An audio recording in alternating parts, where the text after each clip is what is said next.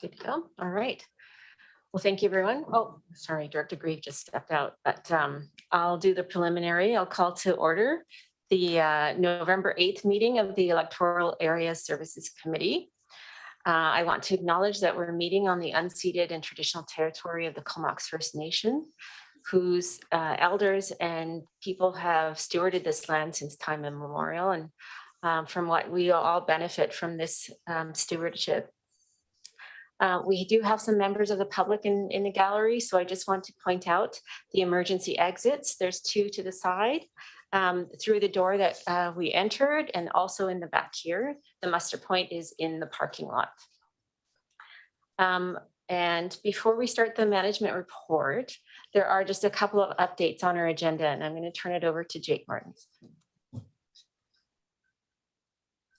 Thank you, Madam Chair. Yeah, as noted, there's a couple of minor updates I just wish to bring to the director's attention, specifically items D1, which is receipt of the APC Area C minutes from October the 7th. Those minutes have been updated to reflect the receipt of a formal delegation that was in opposition to the one application. Also, item D3, which is the appendix to the fire department operational guidelines. That report has been updated with Appendix A, as that was omitted from the report. And finally, the last one is just to note the requested action under item E3, which is the tree removal and water retention. The item was attached to the agenda, but just the requested action has been added specifically. So just bringing those forward for the director's attention. Right, thank you. Our directors are comfortable with that moving forward? Need a motion? It doesn't sound like it unless, yeah, okay. And I just want to point out that myself and Director Grieve are here in the civic room, and Director Arbor is on Zoom. We'll move on to the first item, the management report for November 2021 for receipt. Move it. Moved Second. and seconded. And do any directors have comments or questions on the management report? Hearing and seeing none, is anyone opposed to receipt? And that's carried. Moving on to reports, we have Advisory Planning Commission minutes. I can move both unless if someone wants to. Second. Move them. Okay, moved for both of them and seconded. And are any questions on either of the receipts? Either of the minutes, I mean. Hearing and seeing none, is anyone opposed to receipt? And both October 7th and October 14th minutes are carried. Item number 2, the Comox Valley Emergency Program Services Agreement extensions for receipt. Move receipt. Second. Moved and seconded, and I'm going to turn it over to staff. Thank you very much, Chair and Directors. Howie Siemens, the Emergency Program Coordinator, is here to present this report and answer any of your questions. Welcome, Howie.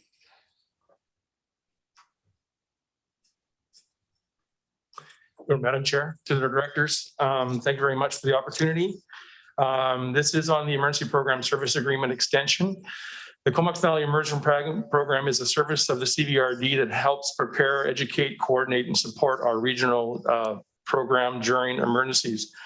This past year, we have seen the importance of collaborating together regionally and ensuring effective Emergency Operations Center public communications and service delivery in times of need to support a health pandemic.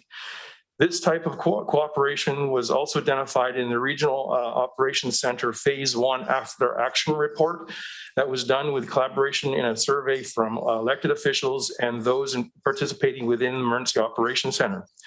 It was noted at that time strong synergies were developed from regional teamwork, providing many benefits to the emergency program in its response in creating and implementing processes, procedures, and consistent, accurate public information and messaging for the Comox Valley local governments to maintain service delivery operations for communities in the Comox Valley and residents in the same. Currently, the service is offered to municipalities of Comox, Courtenay, and Cumberland through individual 5-year contract agreements, which expire at the end of December 2021. Under these agreements, all participating municipalities receive emergency management administration response support from the Comox Valley Emergency Program, with some level of responsibility with each of those municipalities left with them. Further guidance comes from the Comox Valley Administrative Committee, which consists of all the CEOs of the Comox Valley. During the past several years, the support provided to these emergency program services on behalf of direct participation in contract municipalities has covered response activities along with local government operations center activations and team building and community preparedness. Some of which are emergency support services, level 1 regional team activations, with our volunteers going out and supporting community and residents impacted from house and apartment fires and floods. Coordinated advanced planning for seasonal readiness with floods and wildfires, severe weather events, and the planning for earthquake, and now through a pandemic and a heat wave event. Offers more direct individual municipality support with developing their own emergency operations centers if they so do so. It also assists them with layout, activation process, and team notifications and training.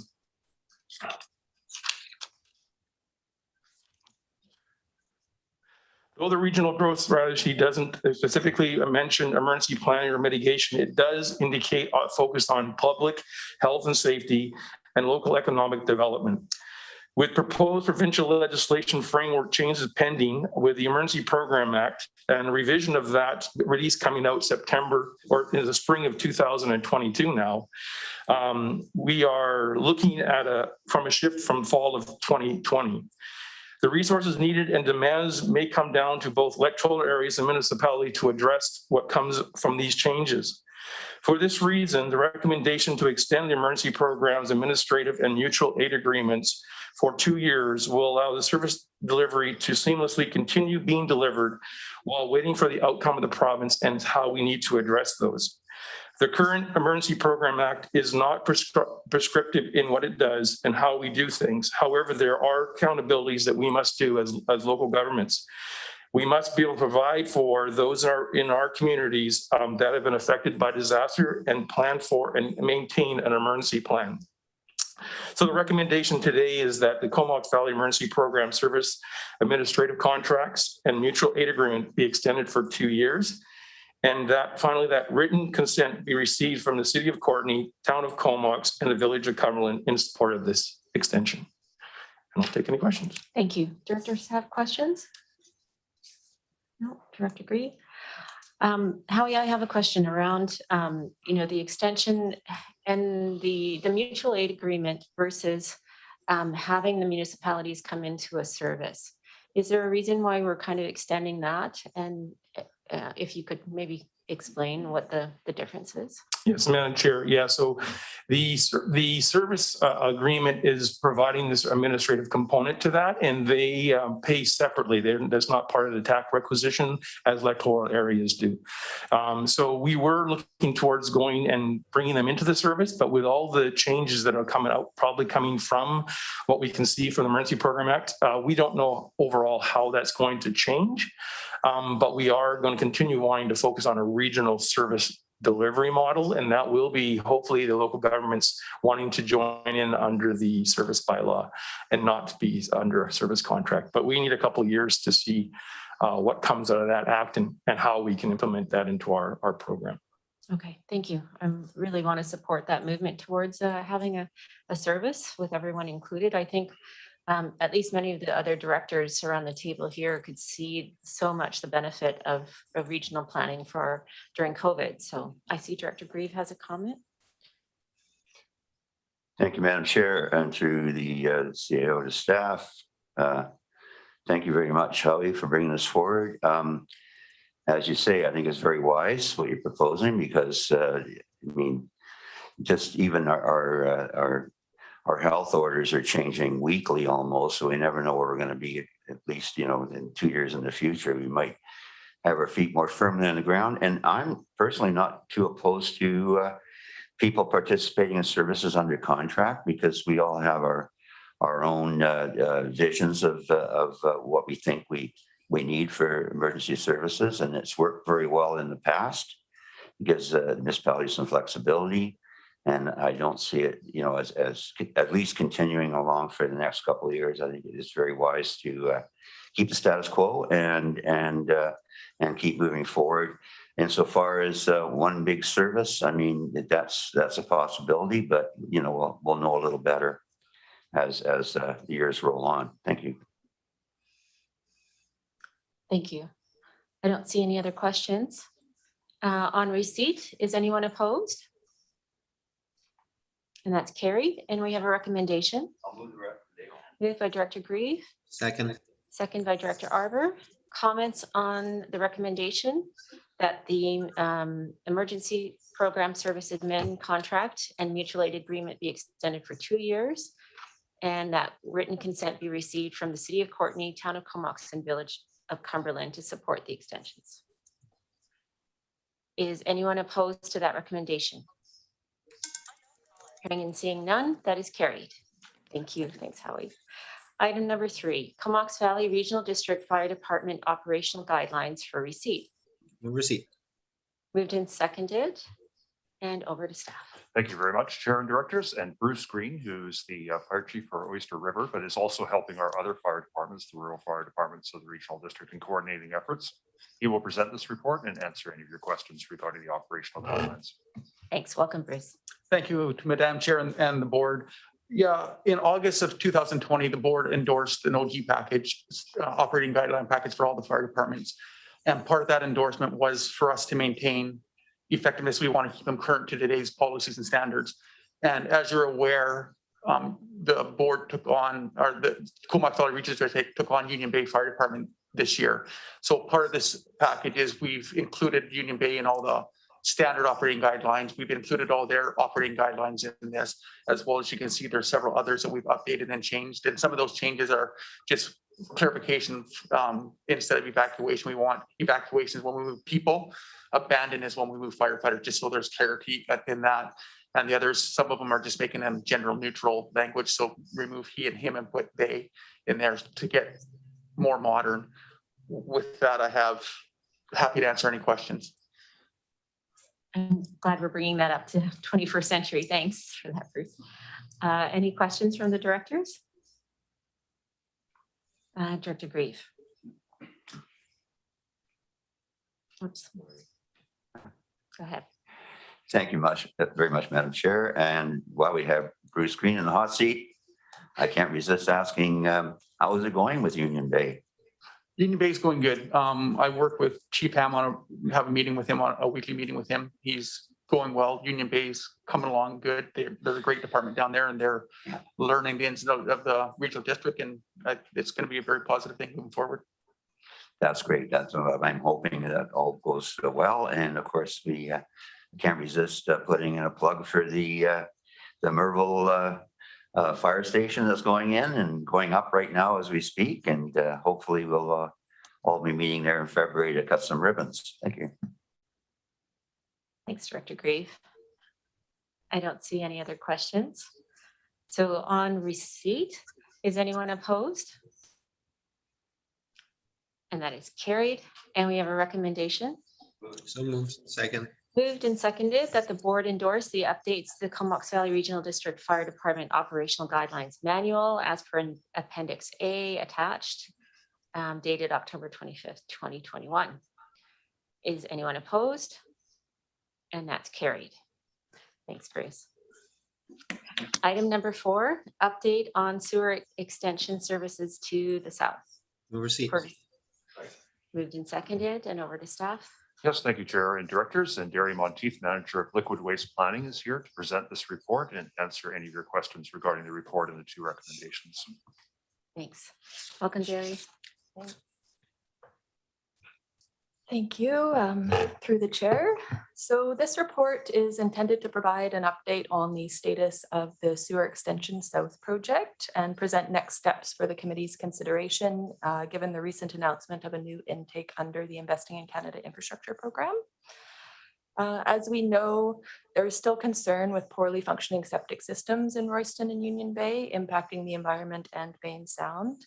This is also an area that is expected to experience significant growth under the RGS framework, and there are numerous service demands for these communities. Thoughtful planning in the timing and delivery of services to the area will ensure they are provided in the most cost-effective manner, making sure existing residents can obtain affordable and reliable services with all the increasing growth and development pressures in the region. Over the past 3 years, we have made significant progress on a regional approach for sewer, which will allow Royston, Union Bay, and Comox First Nation to connect into the Comox Valley sewer system. Extensive analysis has confirmed this to be the most viable option for providing sewer service to the area, given poor ground conditions, aging and failing septic systems, the anticipated growth, and no other viable option for the disposal of treated effluent in the area. For Electoral Area A, a partnership with the Sewage Commission provides access to a permitted wastewater treatment plant without a new outfall or impact to Bain Sound. And this really simplifies required permitting and authorizations for the project and reduces the overall project costs for area residents. The anticipated growth within the Union Bay settlement node also presents further opportunity for cost efficiencies, with servicing costs able to be shared between project partners. Still, the cost of local area collection systems and conveyance works is very high, and senior government funding continues to be aggressively pursued for the project. In early 2020, a grant application was submitted to the Investing in Canada Infrastructure Program under a previous intake. However, in mid-July of this year, the CVRD was notified that that application was not successful. Following notification of the unsuccessful application, staff met with staff from the Ministry of Municipal Affairs, and they provided some feedback related to the project scope and risk profile to be worked into a revised application. So in mid-October, a few weeks ago, a new intake under the funding program was announced with an application deadline of January 26, 2022. And staff are now developing a strategy for a revised application package that incorporates the feedback that we received from the ministry. And the strategy is proposed to be presented to this committee at its next meeting on December 6th for review and approval. However, given the compressed grant program timelines, it's recommended that community dialogue on the project proceed as quickly as possible. So staff are also recommending a virtual open house on November 30th and an in-person session on December 2nd to share progress on sewer planning with the community. And we're hoping feedback from these events can also be used in the development of the public engagement plan and grant application strategy that will be presented in December.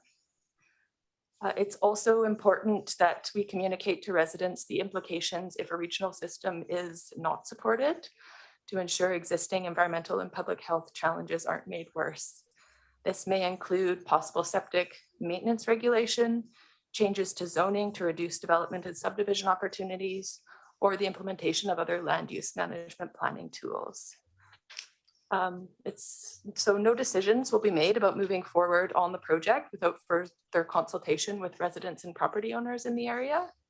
And it's proposed that the open houses really just provide residents with the opportunity to ask questions about project development work, about timelines for community assent, and plan next steps to pursue grant funding. And with that, I welcome any questions. Thanks so much, Derry. And I see Director Arbor has his hand up. Yeah, thanks. It's great to see this opportunity come again around potential grant funding to support the effort. In terms of, I was in dialogue with some Union Bay residents a couple of weeks ago, and I guess one of the questions that is still asked is we've seen a number of new systems being put in Royston and Union Bay over the last few years. And would there be an opportunity for those residents that have newer systems that say if somebody has put in a system in the last 5 years or 10 years that they could look to connect later in, say, in 10 years from now or later on? Is there going to be that type of option presented to residents? Because I think a lot of them are not necessarily opposed in the long term to connect to a system, but in the short term, they may have just invested in a brand new system. you, through the chair. We're still working to put together the costs for the project, but certainly that will be considered moving forward. That said, when we were looking at kind of previous cost implications to residents, removing a significant number of people from the service area does impact those that may be connecting to the system right away. So there's certainly considerations on both sides and impacts of that decision. Thanks. And as we engage residents in the next couple of months, would there be thought that in next year or two, we might see some kind of electoral process for assent or anything like that? Or are the sessions that are planned at the end of the month purely informative to update residents on status and where we're at? Through the chair, yeah. At this point, the sessions are planned to be purely informative. However, part of the strategy that we'll be bringing back to the committee in December will include a process and timelines for a possible elector assent process. Okay, thank you. Thanks, Director Everett and Director Grieve. Thanks very much, Madam Chair. Of course, it has to be stated that this committee a few years back gave back $19 million worth of grant funding. In fact, more than that, we had other grant opportunities and low-cost loans lined up because of a failed referendum. Now, when you give money back on grant funding like that, it's kind of hard to go big in a couple of years later and say, well, we want the money now again. So, I mean, that has to be said. So I think what my question would be, we're talking about the Investment Canada. That's administered through UBCM, is it not? Through the chair, it's a federal provincial grant program and it's administered through the Ministry of Municipal Affairs. So there's no UBCM involvement? No. Okay, no, so it doesn't come via FCM, via UBCM. So so we're dealing with the province. That's correct, yes. Okay.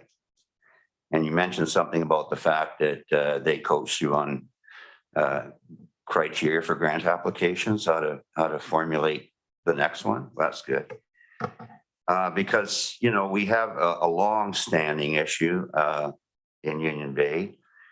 I think the first referendum around sewer was 2005, something like that, back when it was like $7,000 a hookup. Of course, as time marches on, prices go up. So when people say, well, we're waiting for a better deal, the best deal is now. We talk about the 70% of all shellfish in BC is produced in this area. And we heard from the shellfish growers that their harvesting is way down. They can't harvest at the same intensity they did in the past. That correlating with flood events, there's all kinds of E. coli and fecal coliform problems. And we have, you know, they lose productivity there. They can't, there's also the norovirus outbreaks that happen due to human effluent. So when you add all those things up, there's a huge case for the government to support this on so many levels. Obviously, as far as the economy goes, as far as health issues go, you know, so hopefully we can get something going again. Now, the liquid waste management plan we had for the last iteration of sewers, there's a lot of data on that when it comes to the collection system that we don't have to revisit, I would think. It's still current enough. It's probably only about 6-7 years old.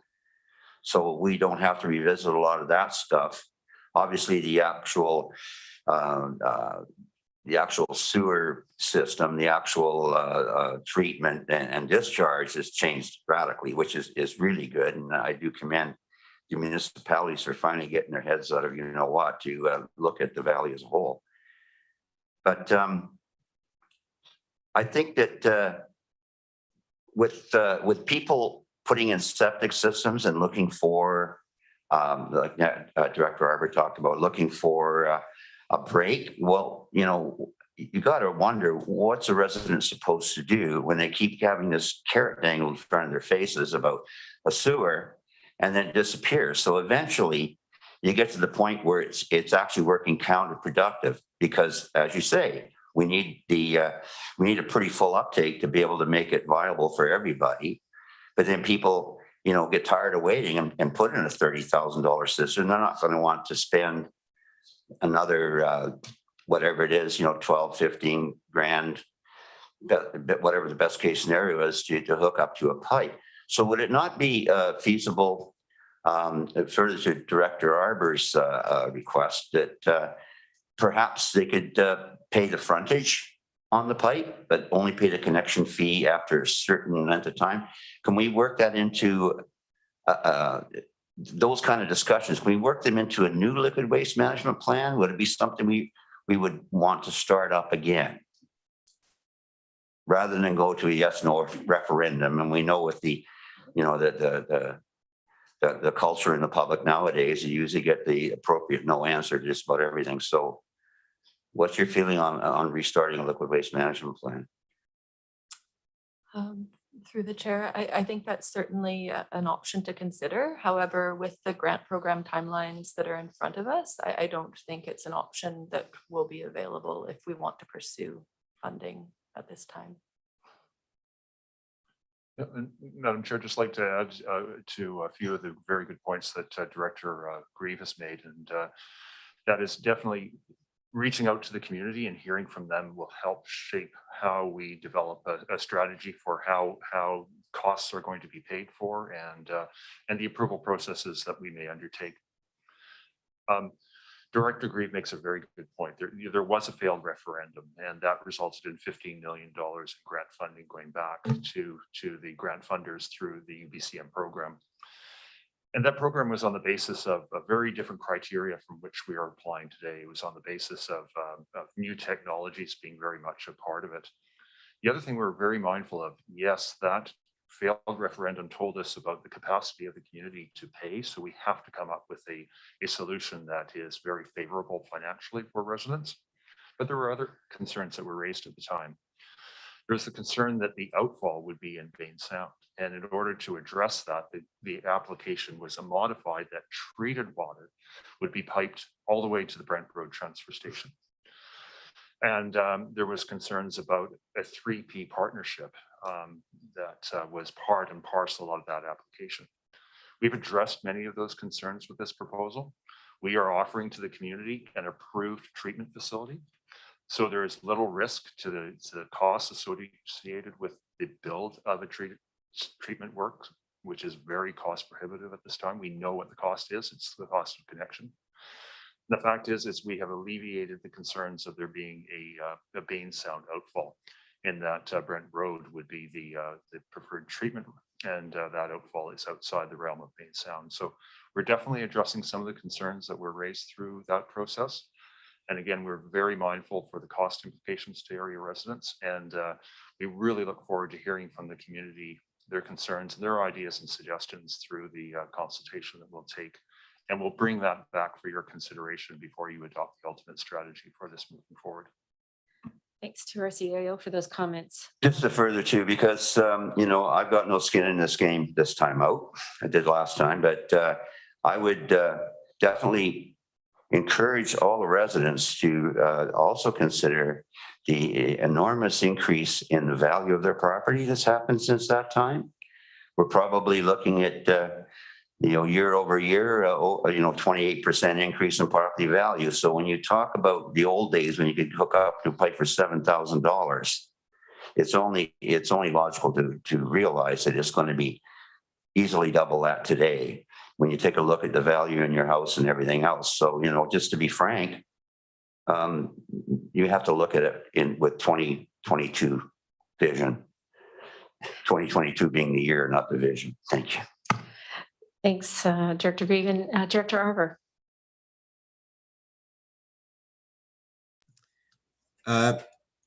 Yeah, I mean, our CEO made a comment, and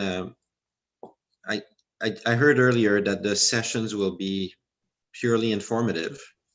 Those were my words that were repeated by Derry, but But then we talked about hearing from residents in order to inform our December 6th strategy. So there's a disconnect there. Are we just going to present the project, or is this somewhat of a consultative process where people who partake in those sessions are expected to provide substantive feedback that we can then use? Any of the sessions that we hold allow for the opportunity for questions and comments. That will be part of this, but certainly on account of the very short term or short time frame, you are right. The level of consultation on this will be modest. I think that just hearing the nature of the questions and the comments that we receive in a workshop held online and in person will help to some extent inform us. But you are right, Director Arbor. This is not an extensive consultation process yet, because of the timelines for the grant application. But we also mentioned that in order to proceed with this, there has to be some level of consultation at a later date in order for approval to be made. So subsequent to hearing from the grant application, there would have to be some form of outreach at a later date with respect to the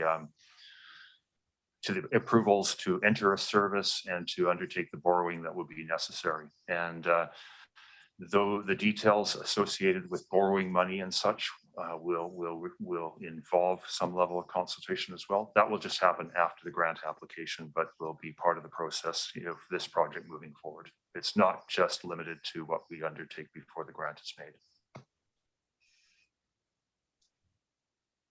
Director Arbor, did you have any other questions? Or? Yeah, just one more. I guess the communities have heard, as you said earlier, that we did apply a couple of years ago on a similar concept, at least more similar than the one from 2016. So are we expecting, I think the communities are aware that we're partnered with Comox First Nation and Union Bay Estates around these efforts. So is that something that we'd expect that those parties are going to be involved in our sessions, or will this be primarily the CVRD that puts it on? Invitations would definitely be sent out to any partners or interest to be part of the session. I can't say that they will necessarily be making a presentation or otherwise, but will be invited to be online or be in attendance. Okay, thank you. That's it for me. Great, thank you. And just a couple of short questions for me. I think both Derry and our CAO mentioned some of the differences between the previous applications. Derry, you mentioned public consultation. And I know you're going to present, the strategy in a month's time. But do you have any other feedback from the minister's office on how what the difference is going to be between the last application and this one?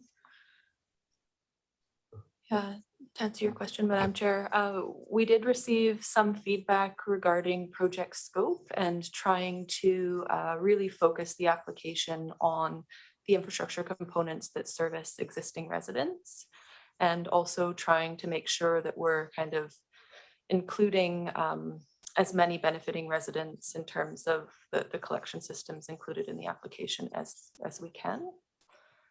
And then we also heard, about kind of trying to reduce risks. So, and that's where the public consultation piece comes into play, is making sure that whatever we're providing or in our application is supported by the public. Okay, thanks. And do you have an idea of the timeline from when we may hear about the approval? It sounds like maybe not till next summer, or is there a possibility? Do you have an idea? We haven't been provided with a timeline. Okay, yeah. All right, thank you. I don't see any other questions. On receipt of the report of the extension and the application, is anyone opposed? And that is carried. And we have recommendation number 1. So moved. Moved and seconded that staff proceed with the development of a funding application strategy for the Sewer Extension South project. And Director Arbor. Relating to Dr. Hamir's question to staff, I guess sometimes the past is a good predictor of the future. So the ISIP program has been around, I think, for a few rounds, but the round we were involved in took 18 months to turn around. Do we have information about rounds prior to that one, whether they also took 18 months? Because that might give us a good clue that we're a year and a half or 2 years away from hearing back. Yeah, we're not coming at an answer to that specific question as to what they previously took, but there's so many things at play in terms of a timeline. That's why we're very hesitant to suggest one.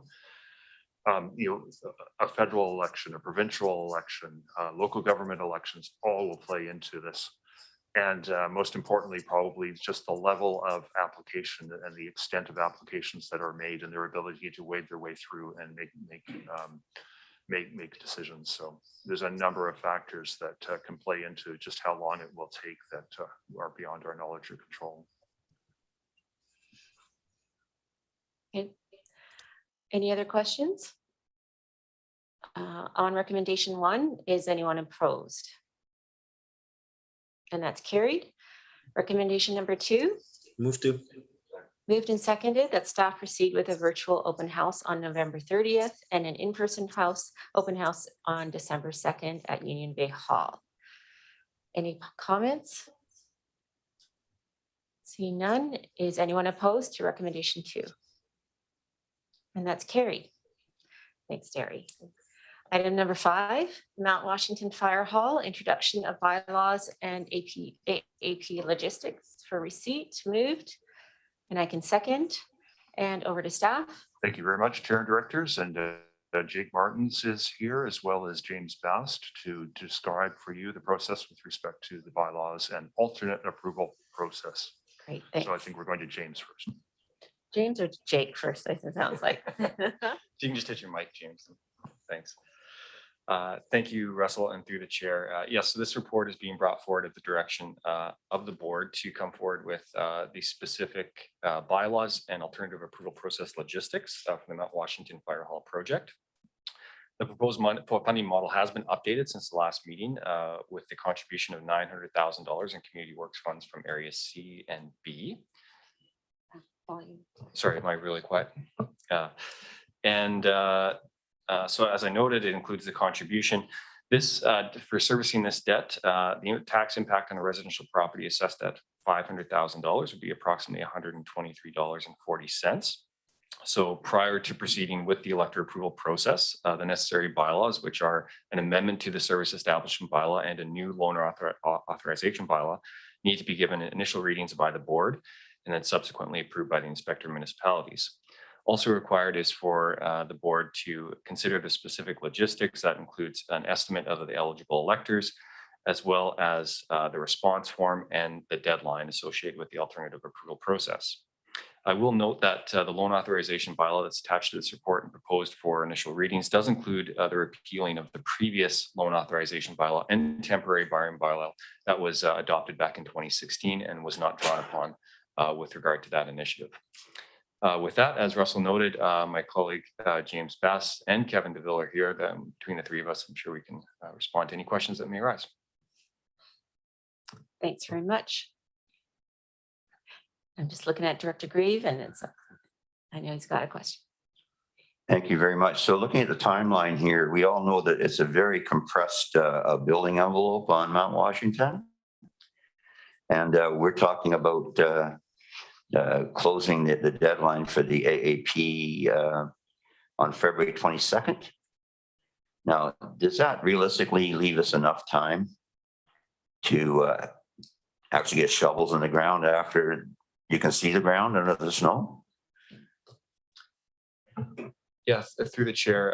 Yes, I think staff have been very mindful of the short building window that's available up on the hill, and we've sought to bring this process forward with that in mind and as quickly as possible to give us enough time there.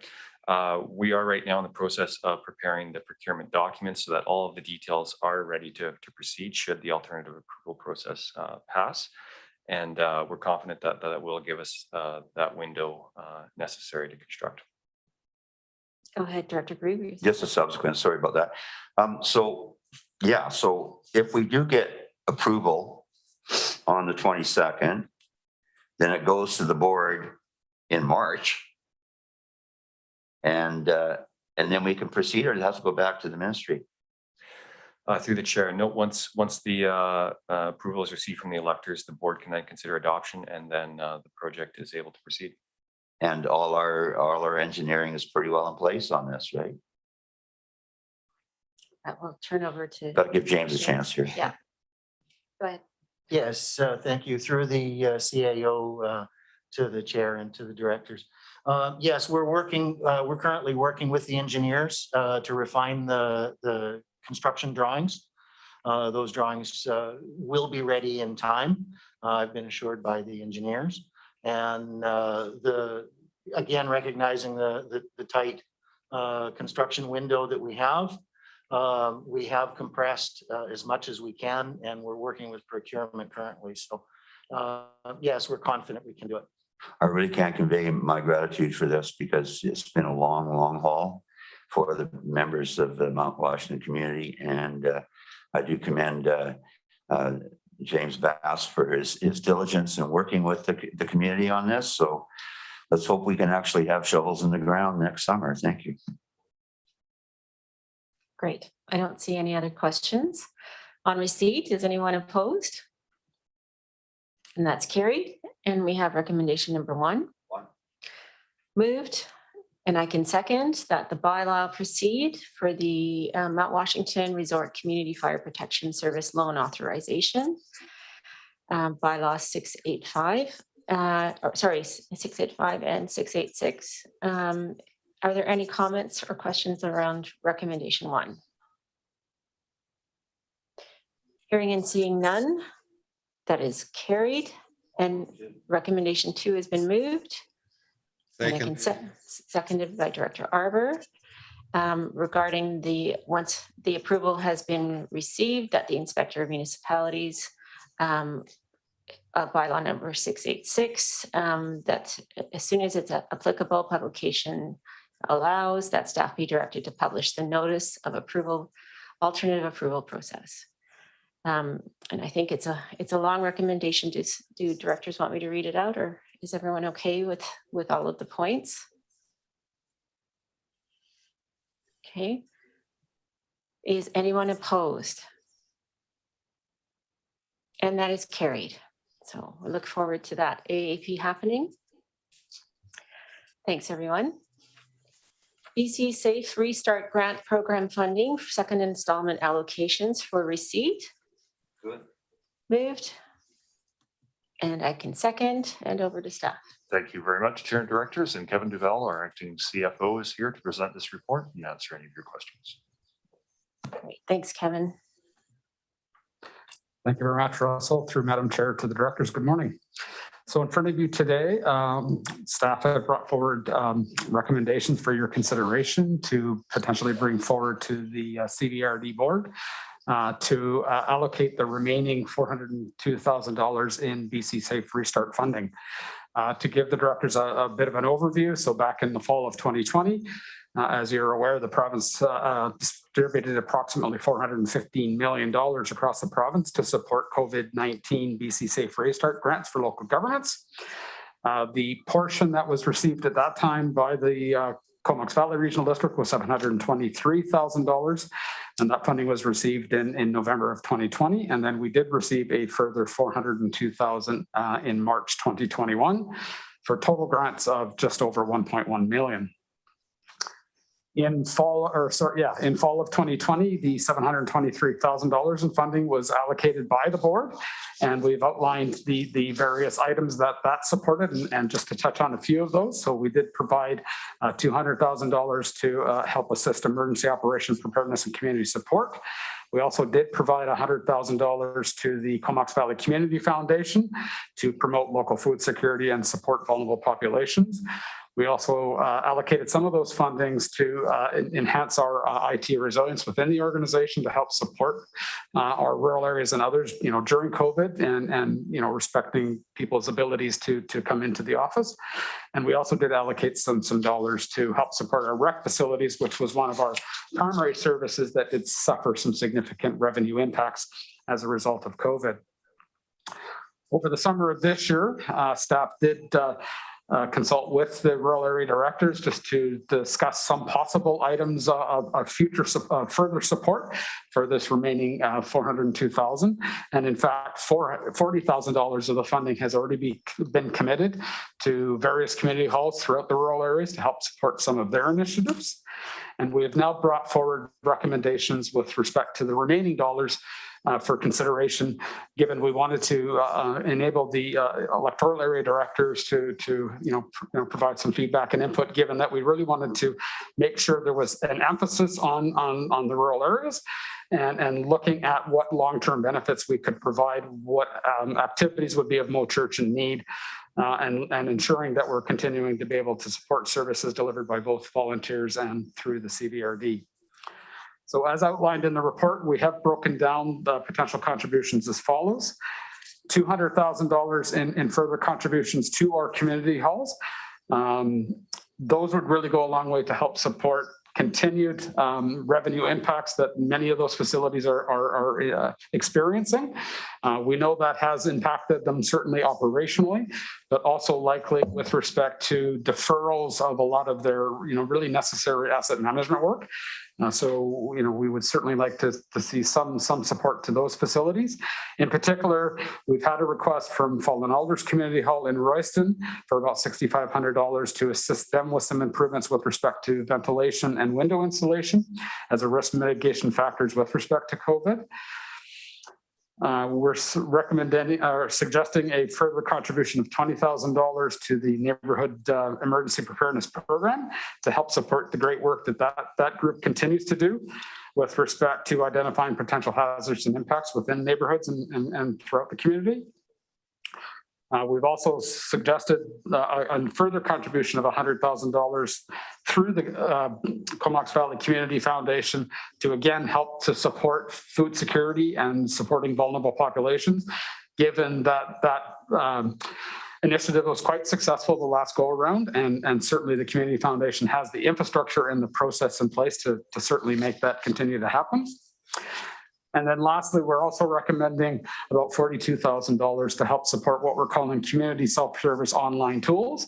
Essentially, in a nutshell, we are continuing to look at ways we can use electronic means and our website particularly to provide further accesses to rural area residents to be able to do things like pay their utility bills online, access their accounts, possibly look at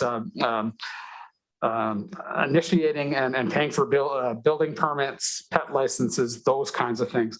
So our current financial administration provider has a kind of a suite of tools that could be utilized, or we'll certainly be looking at other options with respect to that as well.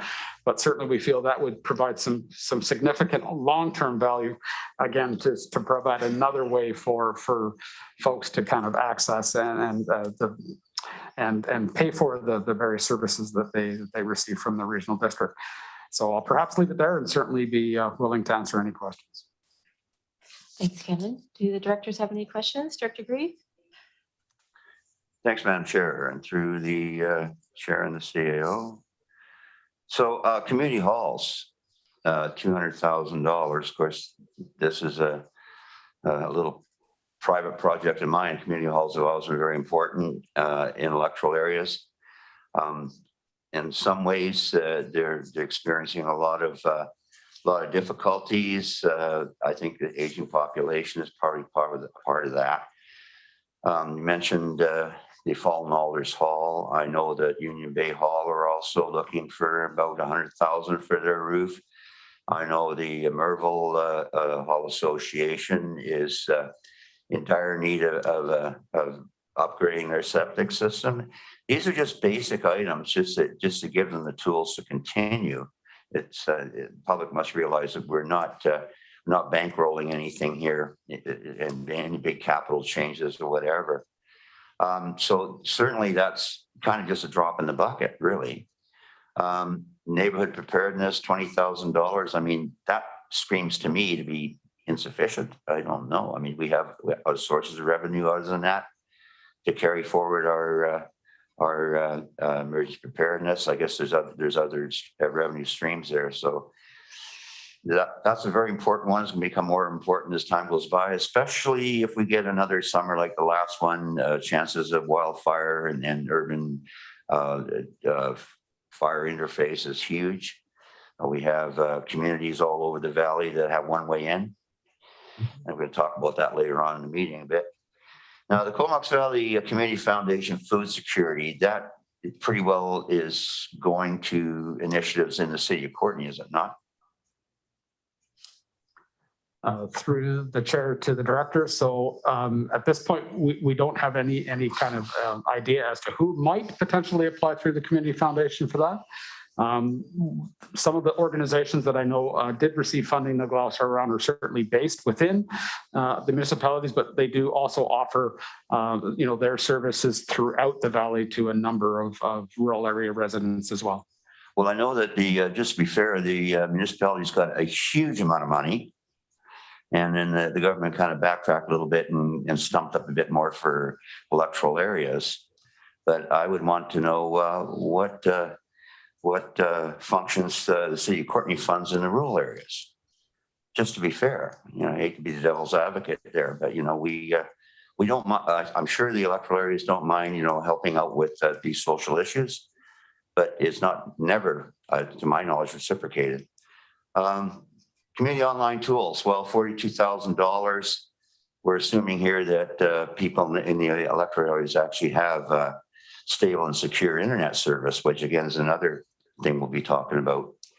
So all in all, it's like I say, it's welcome, but it's still only a drop in the bucket. Thank you. Thanks, Director Arbor. I see your hand up.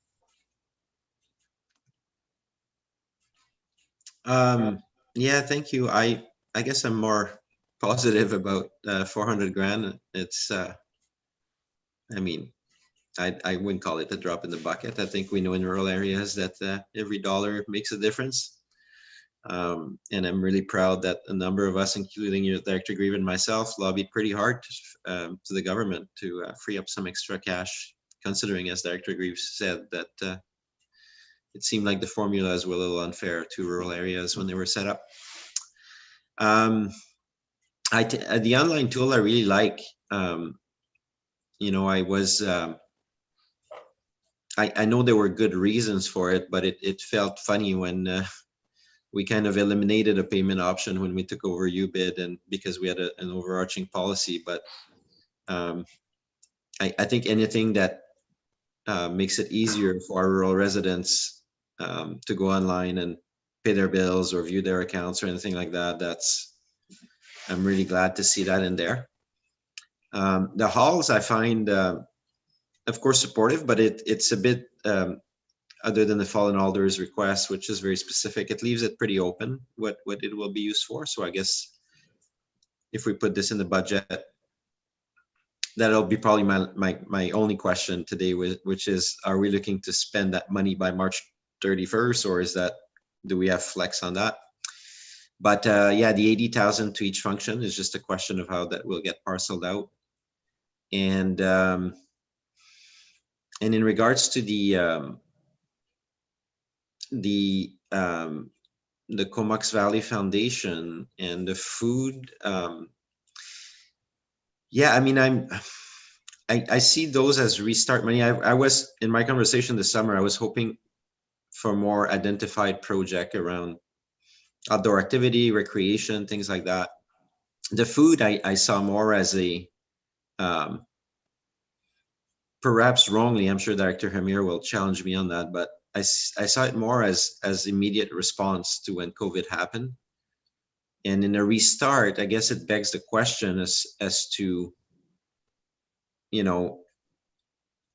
say if we are involved in the food hub plan, or if we are involved in the agricultural plan, those seems to be appropriate places for us to live in. But if we start putting money out for feeding people right now, I don't think we can we make a case that this is at this time really COVID related. I mean, our supply chain still affected? Is there still anxiety? Is there still all those questions? It might just trigger a whole range of other questions for me if we put it there through the restart funds, especially not understanding how they would relate to our other efforts and funding efforts in regards to food security.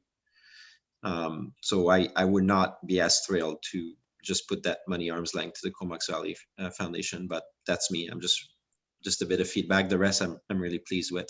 And so my only question is whether those funds have to be expended by March or whether we have flex as to when they're expended.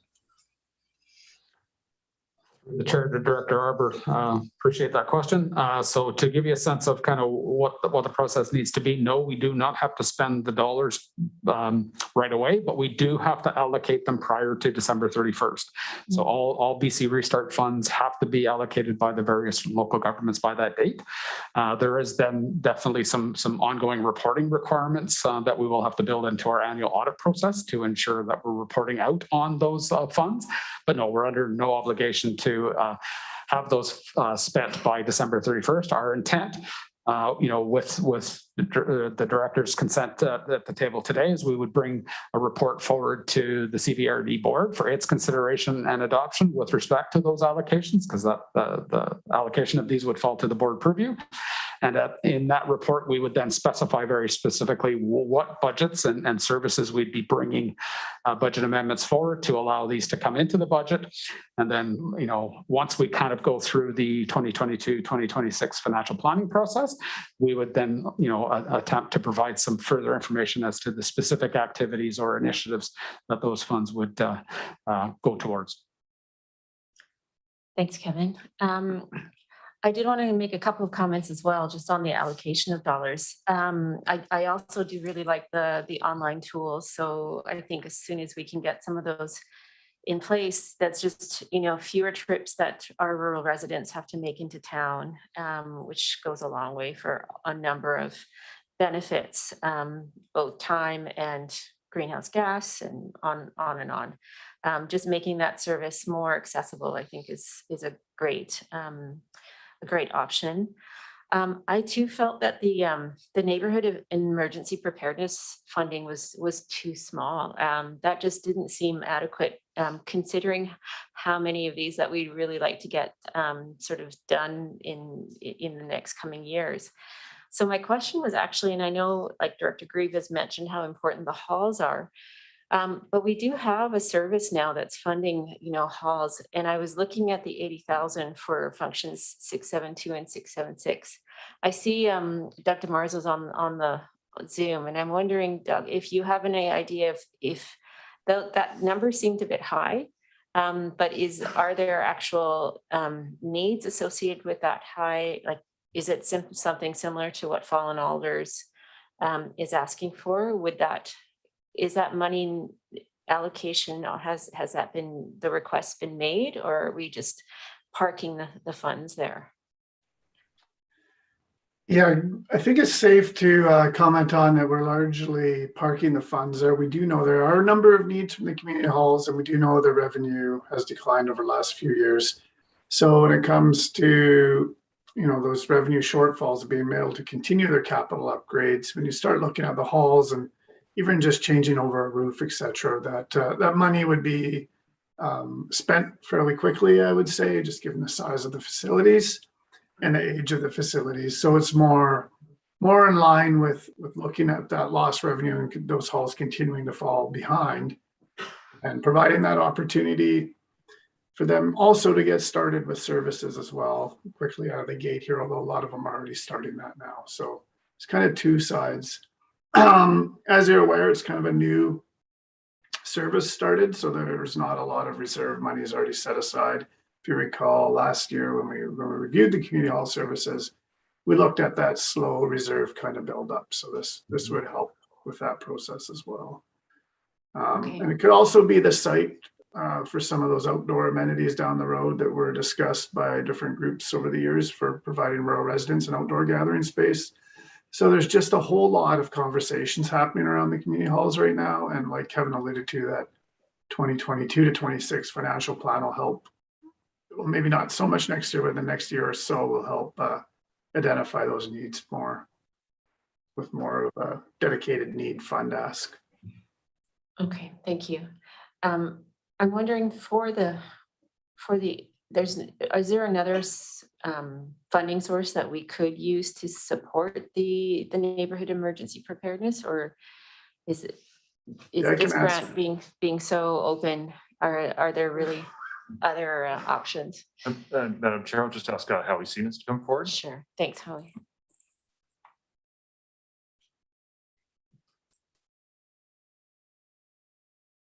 Madam Chair, to the directors. So just to sort of back up on what the restart funding we had before, there was $100,000 that was allocated to the Emergency Operations Center or the emergency program to enhance the Harmston Emergency Operations Center, as well as to implement our regional radio communications. So that was a large chunk that we have been using in the project. Though being challenging, it's starting to move ahead, and that money is being spent. Also, you'll see when I come forward with our budgets for the next 5 years, is we are allocating a position in there to actually focus on helping coordinate a lot of our volunteers, which our program is run by majority, as well as a recovery. Their portfolio will be a part of the recovery. So we are implementing a full-time staff position to be first contract and then go full-time as part of that ongoing funding. Okay, thank you. Director Grieve. Thanks, Madam Chair. Okay, getting back to community halls. I know that our community hall service is basically to cover operations. And Doug might be able to answer this. So, when we're talking about capital projects, let's be clear, we're not talking about money for new renovations or upgrades of this or that. We're talking about basic maintenance when we're talking about septic and roofs and that sort of thing. And I know they're not budgeted in with the new service.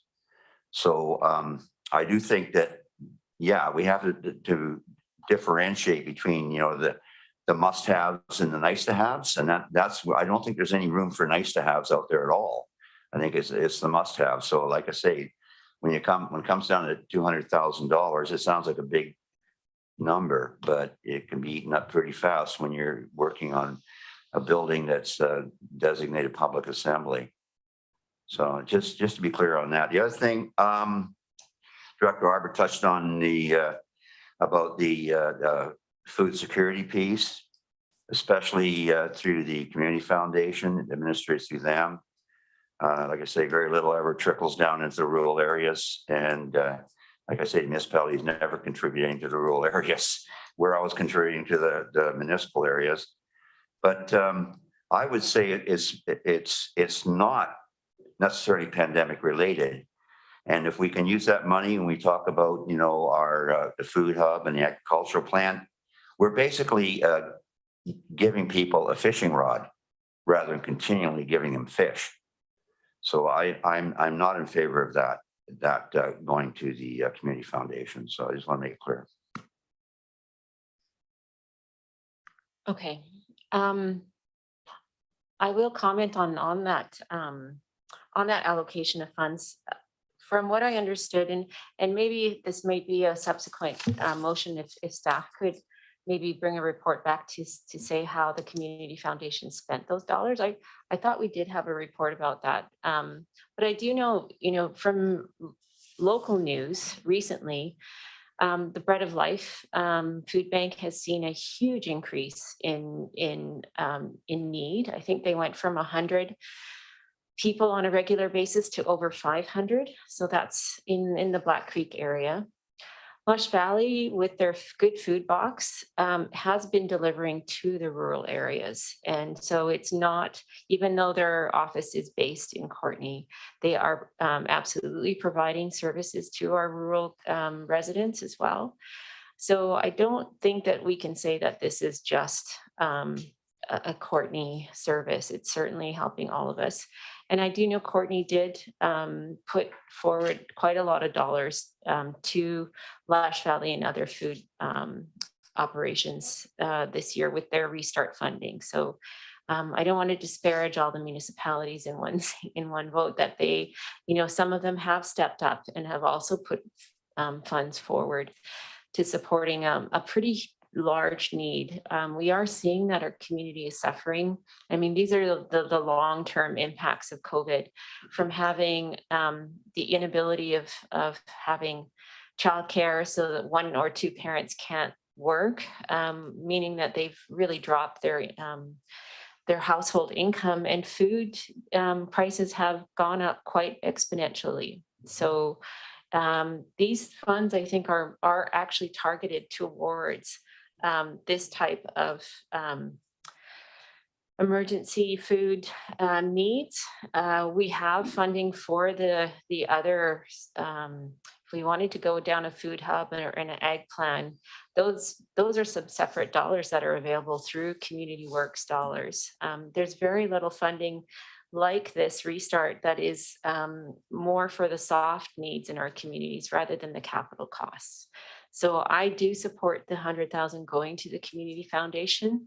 I think they have a great and a very robust system of looking at applications and making sure that the funding is spent throughout the community. Relieves our staff of having to make those decisions.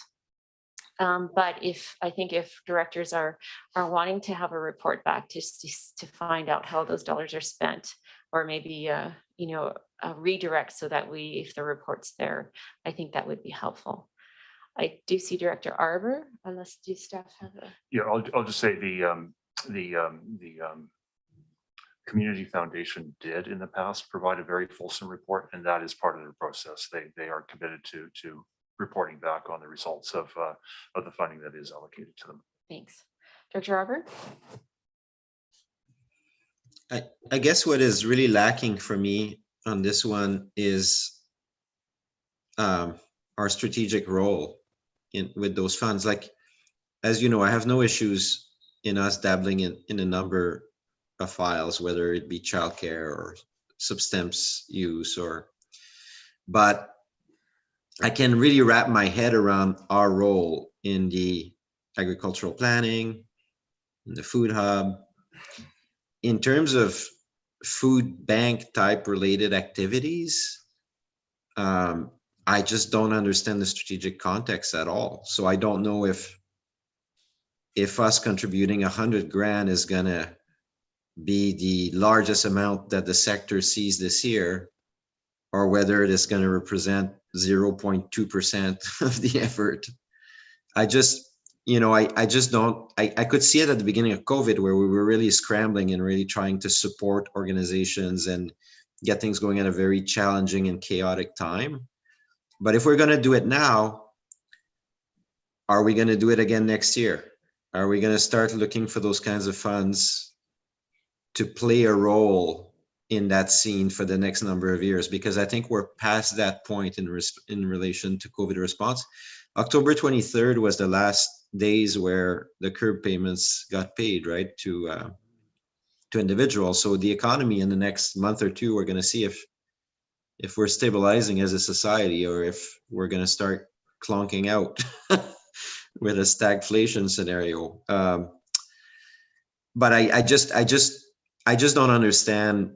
Yeah, a bit like Director Grief said, whether this would better live in grant and aid, or it's just really unclear to me what our role will be here and moving forward, where it was a little more clear to me a year ago when it was really a COVID response move. So I'm not saying I don't want to do it. I'm saying I have the lack of understanding and knowledge about why we would do this right now. Thank you. Madam Chair, what staff have presented is an overall plan, and I want to speak to the overall plan as opposed to specifics. And so what this overall plan does is respond to the general criteria of the Restart program, which you lobbied for to get these extra funds, and we're successful at that, and then has applied them as much as possible across the full realm of qualifying projects on the basis of your input. So I would encourage you to adopt the whole plan, but not necessarily scrutinize individual components, because as a whole, this gives a great value to the many different criteria that are established for this program. And it's not about responding to the impact of COVID, for instance, removing food from being available to vulnerable populations. It's about restart. It's about putting this community in a better place to better be able to provide the services and respond to needs. So it's not directly COVID related, it's restart. It's about putting us in a better place. It's about putting community halls in a better place with the infrastructure needs that they have to provide their services. It's about responding to vulnerable populations across the entire region. And that includes mental health and addictions, and not necessarily just food, but that's what we heard was your priority. So the overall recommendation here is fairly solid in terms of going across the border of all of the qualifying projects and providing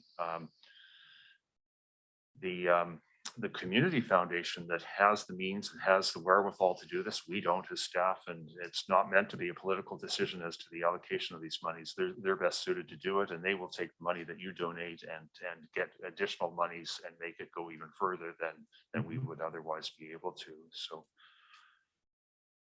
and once again, as Kevin mentioned, we do have to come to resolve in terms of how you are going to allocate these monies by the end of the year. Thanks. Yeah, considering the timeline that's required, the allocation, I don't know if really we have enough time to fiddle around with some of the dollars and how they're being spent. I will point out that Lush Valley, which is only one of the organizations that work in food security in the community, did just move into a new facility, and they are creating a mini food hub. And perhaps these dollars will be used to actually fund some hard services, some capital requirements. They do have a plan to put in a new kitchen. So, that might be something. It sounds like maybe the directors would like to hear a little bit more of what's happening around food security in the community, the impacts in the rural areas. But I think that might be a later project date rather than to try and hold up this recommendation.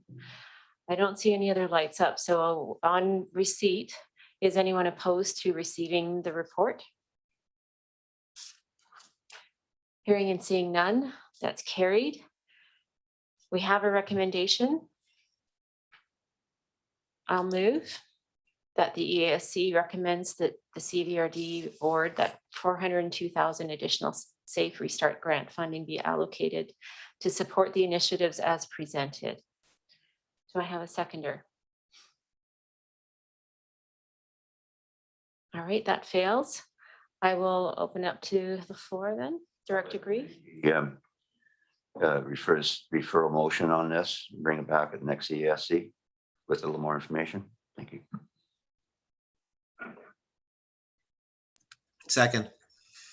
Okay, that's been moved and seconded. Would staff like to comment around the turnaround? Yeah, if it's being referred to staff, I would ask the directors to provide us with some direction to refer it to us without any idea as to what it is you would like us to do, because really this report has responded to the input that we've received. So some additional suggestions as to what you're looking for from staff would be appreciated. Would any of the directors like to comment? Yeah, Director Arbor. Well, I guess it's, and sorry, I guess we, we're doing this referral because I think both Dr. Grieve and I felt a little bit funneled into a decision. Yeah, I think in relation, as Chair Amir said, a little more information, I do find it more appealing if you're talking about helping build that mini food hub and contributing to capital costs, rather than feeling, because if staff comes back with the status quo next meeting, they will say, well, no, we would just hand the money to the Comox Valley Foundation and they'll decide what best use is based on whatever application they get. That's not very exciting to me. But if we can come back with something that explains where specifically, a bit more specifics around where those funds would be contributed towards, whether it be in food or even if you want in substance use or whatever it is, a little more detail, because right now there's not, I know the CEO wants us to approve a general plan and that's fine.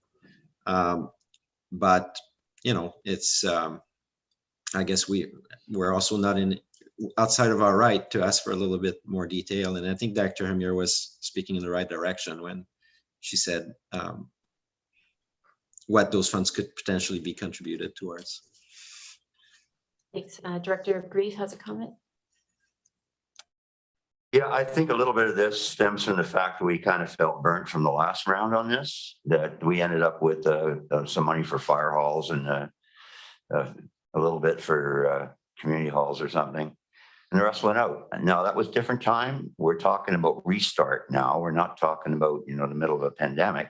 And we all know this pandemic ain't going to end anytime soon, folks. So it's going to go on and on and on. And I bring up the analogy again about, you know, giving the community a fishing rod, not in the supply of fish, because we have to, if we're going to be restarting, we've got to come up with ideas that are actually going to be substantive and allow the community to do things on its own, stand on its own feet. So, you know, again, yeah, I think that a lot of it stems from the fact that, you know, we were kind of railroaded last time. So we want to hang on to these precious few dollars that we're getting on this restart. So we have to know that it's going to have long-term effects. It's not just going to be a charity exercise. I think, you know, that more and more, and I've said this many times, that local government is being saddled with all the responsibilities that should be shouldered by senior government.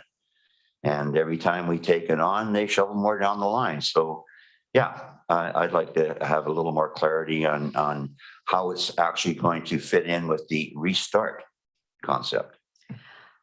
I wonder if directors would be more comfortable if we had asked staff that the 100,000 be directed to food security projects, but to capital costs rather than food, or as Director Grieve mentioned, you know, rather than feeding people, but providing that rod or that kitchen, whatever it is that's needed in the community.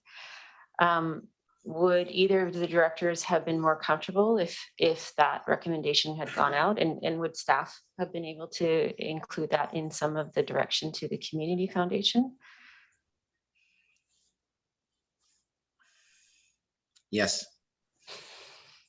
Okay, I don't know, how are staff feeling about providing that type of condition, like, or that direction, I guess I should say, to the Yeah, this has community been very helpful for us to know just generally what it is you're looking for. So what I suggest with this referral, we will go and talk to the community foundation, see what their programs and to what extent they can be flexible with respect to the allocation, and then come back to you as to additional details that fit within their realm, or subsequently, if this doesn't match what they are, provide alternatives for how those monies may be allocated, with the same general theme of capital projects to help. Right.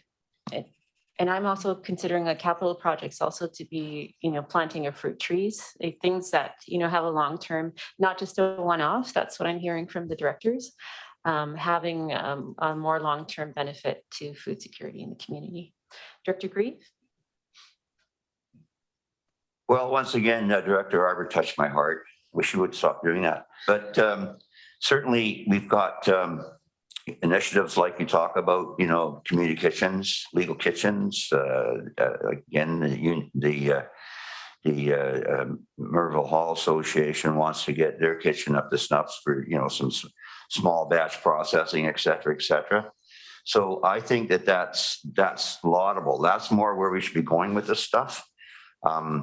Perhaps what we can do, if the chair is amicable on this, would be to just take out that one issue. Just take out the $100,000 and move the rest, and just bring that one back. So at least we're not holding up the train here for just one of the grant.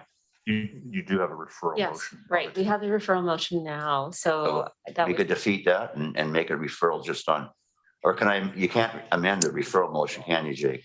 Time and place. I'm told we could have the referral withdrawn, and that we could use that process. I see Director Arbor's got his hand up though. Well, Is that- I think our CEO asked for more time on the food, and unless we hear from staff that is a problem for the other initiatives, which I don't believe it is a problem for the other initiatives to wait another month, then we should just vote on referral, and I'd be in favor of referral of the whole package. Okay. All right. I think that clears things up, and are staff comfortable with some of the direction that we've given? Okay. So on the referral motion, Jake, we have that. Okay. Does anyone need to see it or hear it? Why don't you, Jake, just Take thanks. a chance. Thank you, Chair. Yeah, so the motion as moved and seconded is that the matter of the BC Restart Grant Program be referred to staff for further investigation and report back to the December 4th Electoral Area Services Committee meeting. Okay, that's the motion. Is anyone opposed? Hearing and seeing none, that's carried. Thank you very much. I'm wondering if we could take a 5-minute stretch break, and we'll be back at 11:25. Is that okay, Director Over? Yep. Okay, thanks. There's granola bars, folks.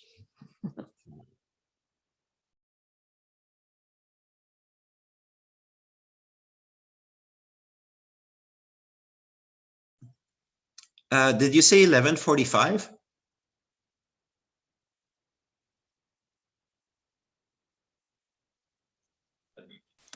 It's 11:25.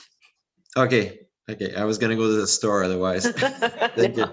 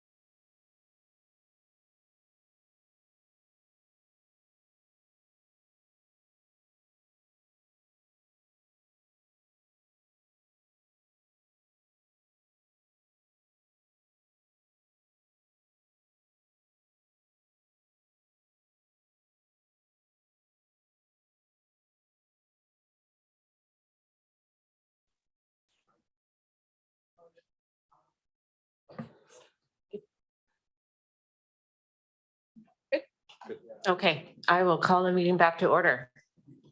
Daniel, where are you? Oh, I thought Daniel's already there. It's us that we're slow. Great.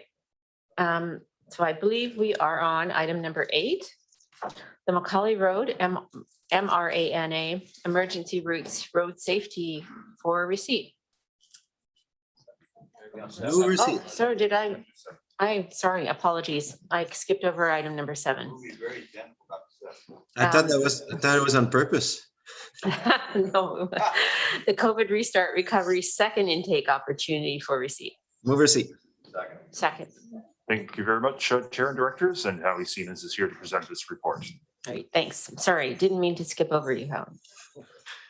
Thank you, Madam Chair, to the directors. Yeah, just want, based on Kevin's little update that was provided, I wanted to bring an update on what was provided to the Emergency Operations Center when we opened that through the board's direction of granting us $100,000 of the restart funding to be used to support directly the work that is being done in the community with or providing service to vulnerable members of our community who have been impacted by COVID.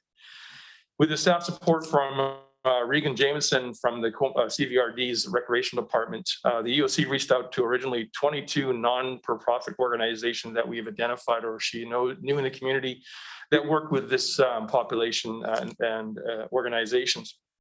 We assessed that need for what we felt in our guidelines was immediate support to which the Emergency Operations Center could offer funding to bridge a gap in the COVID-19 pandemic and create their ability to provide their services directly to the vulnerable populations. Back in February of this year, the first phase was awarded to 2 organizations for a total of $55,000, and that was approved through the EOC policy group, which is no longer standing.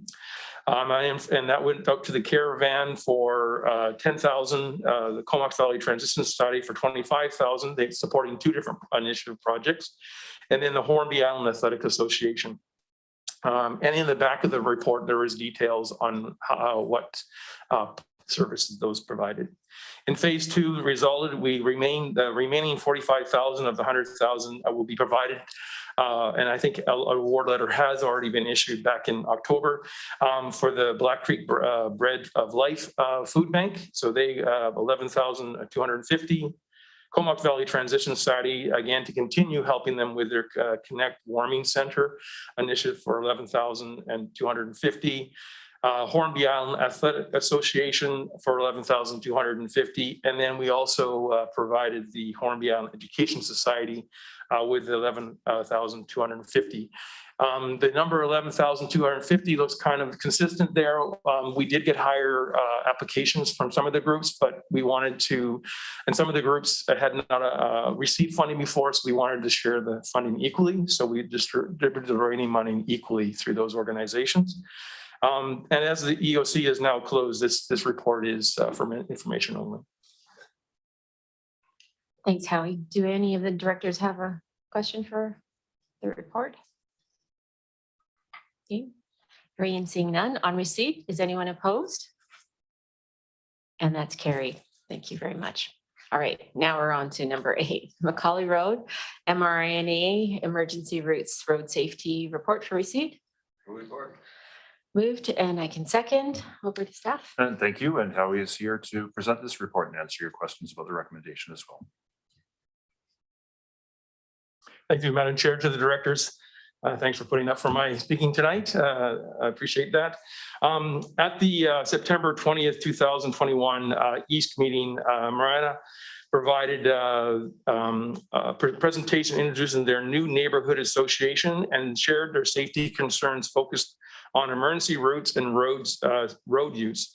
The following recommendation was adopted by East at that time, that staff prepare a report for the Electoral Area Services Committee regarding options to support the Macaulay Road and Area Neighborhood Association to identify emergency access and egress routes along Macaulay Road corridor. The CVRD and the Comox Valley Emergency Program understand the importance of community safety and identifying emergency routes, which is identified in the Regional Growth Strategy, Transportation and Public Health and Safety sections. It should be noted that a number of historical easements, purchases and other items have been brought forward over the years by staff with no success. The emergency program over the years has worked to create several evacuation guidelines in the Comox Valley, understanding this importance of public safety. And which of these, one was created for the Macaulay Oyster River area, focusing on wildfire and flooding, which are the highest risk for those communities. Many of the alternate routes can be only identified as options through the private lands, as the emergency program has no authority to dedicate these except for short term, when the events or incidents require a declaration of state of local emergency to be implemented and applied to with the province of British Columbia through emergency management. This report will provide the following three options. Develop a study of egress routes in collaboration with the Ministry of Transport and Infrastructure and Marana to identify a permanent secondary route or road out of the community and identify road safety for concerns for existing roads. Inform future decision-making by Ministry of Transport to secure, develop, and maintain a road or roads. Finalize financing the study upon adoption of the CVRD 2022-2026 financial plan. If the option to perform a study to determine an appropriate permanent route is directed, funding would be need to allocate it as part of the CVRD's financial planning process. It is anticipated that an upcoming conversation with Ministry of Transport, now scheduled for November 10th, will define the terms of reference in addition to the final production and communication of that plan. This would be presented as part of the 2022-2026 budget process. We are presenting the following recommendation to the committee today: that the staff work with the Ministry of Transport, Ministry of Infrastructure to develop the terms of reference costs to complete a report to identify future alternative public access for Macaulay Road for consideration in the 2022-26 budget planning process. Thank you. Questions from the directors? Howie, it's a terms of reference I'm seeing. How long do you think that turnaround would be to develop those terms? We'll have a better idea after the November 10th conversation with Ministry of Transport. Okay. I'm hoping, yes. All right. Both of the directors have questions, so I'll go to Director Grieve first. Thank you, Madam Chair. Through to Howie then, is this going to be staff to staff discussion then? To the Madam Chair, yes, the Director, it will be staff. We are meeting with the two representatives from Ministry of Transport. Okay, and so a political elected official discussion could be something we could look at after the initial discussion between staff. Because I'm thinking, you know, in my experience, nothing ever happens until you actually meet the minister in Victoria. We're going to work with the staff locally here to look at the issue and bring forward the concerns and have that conversation.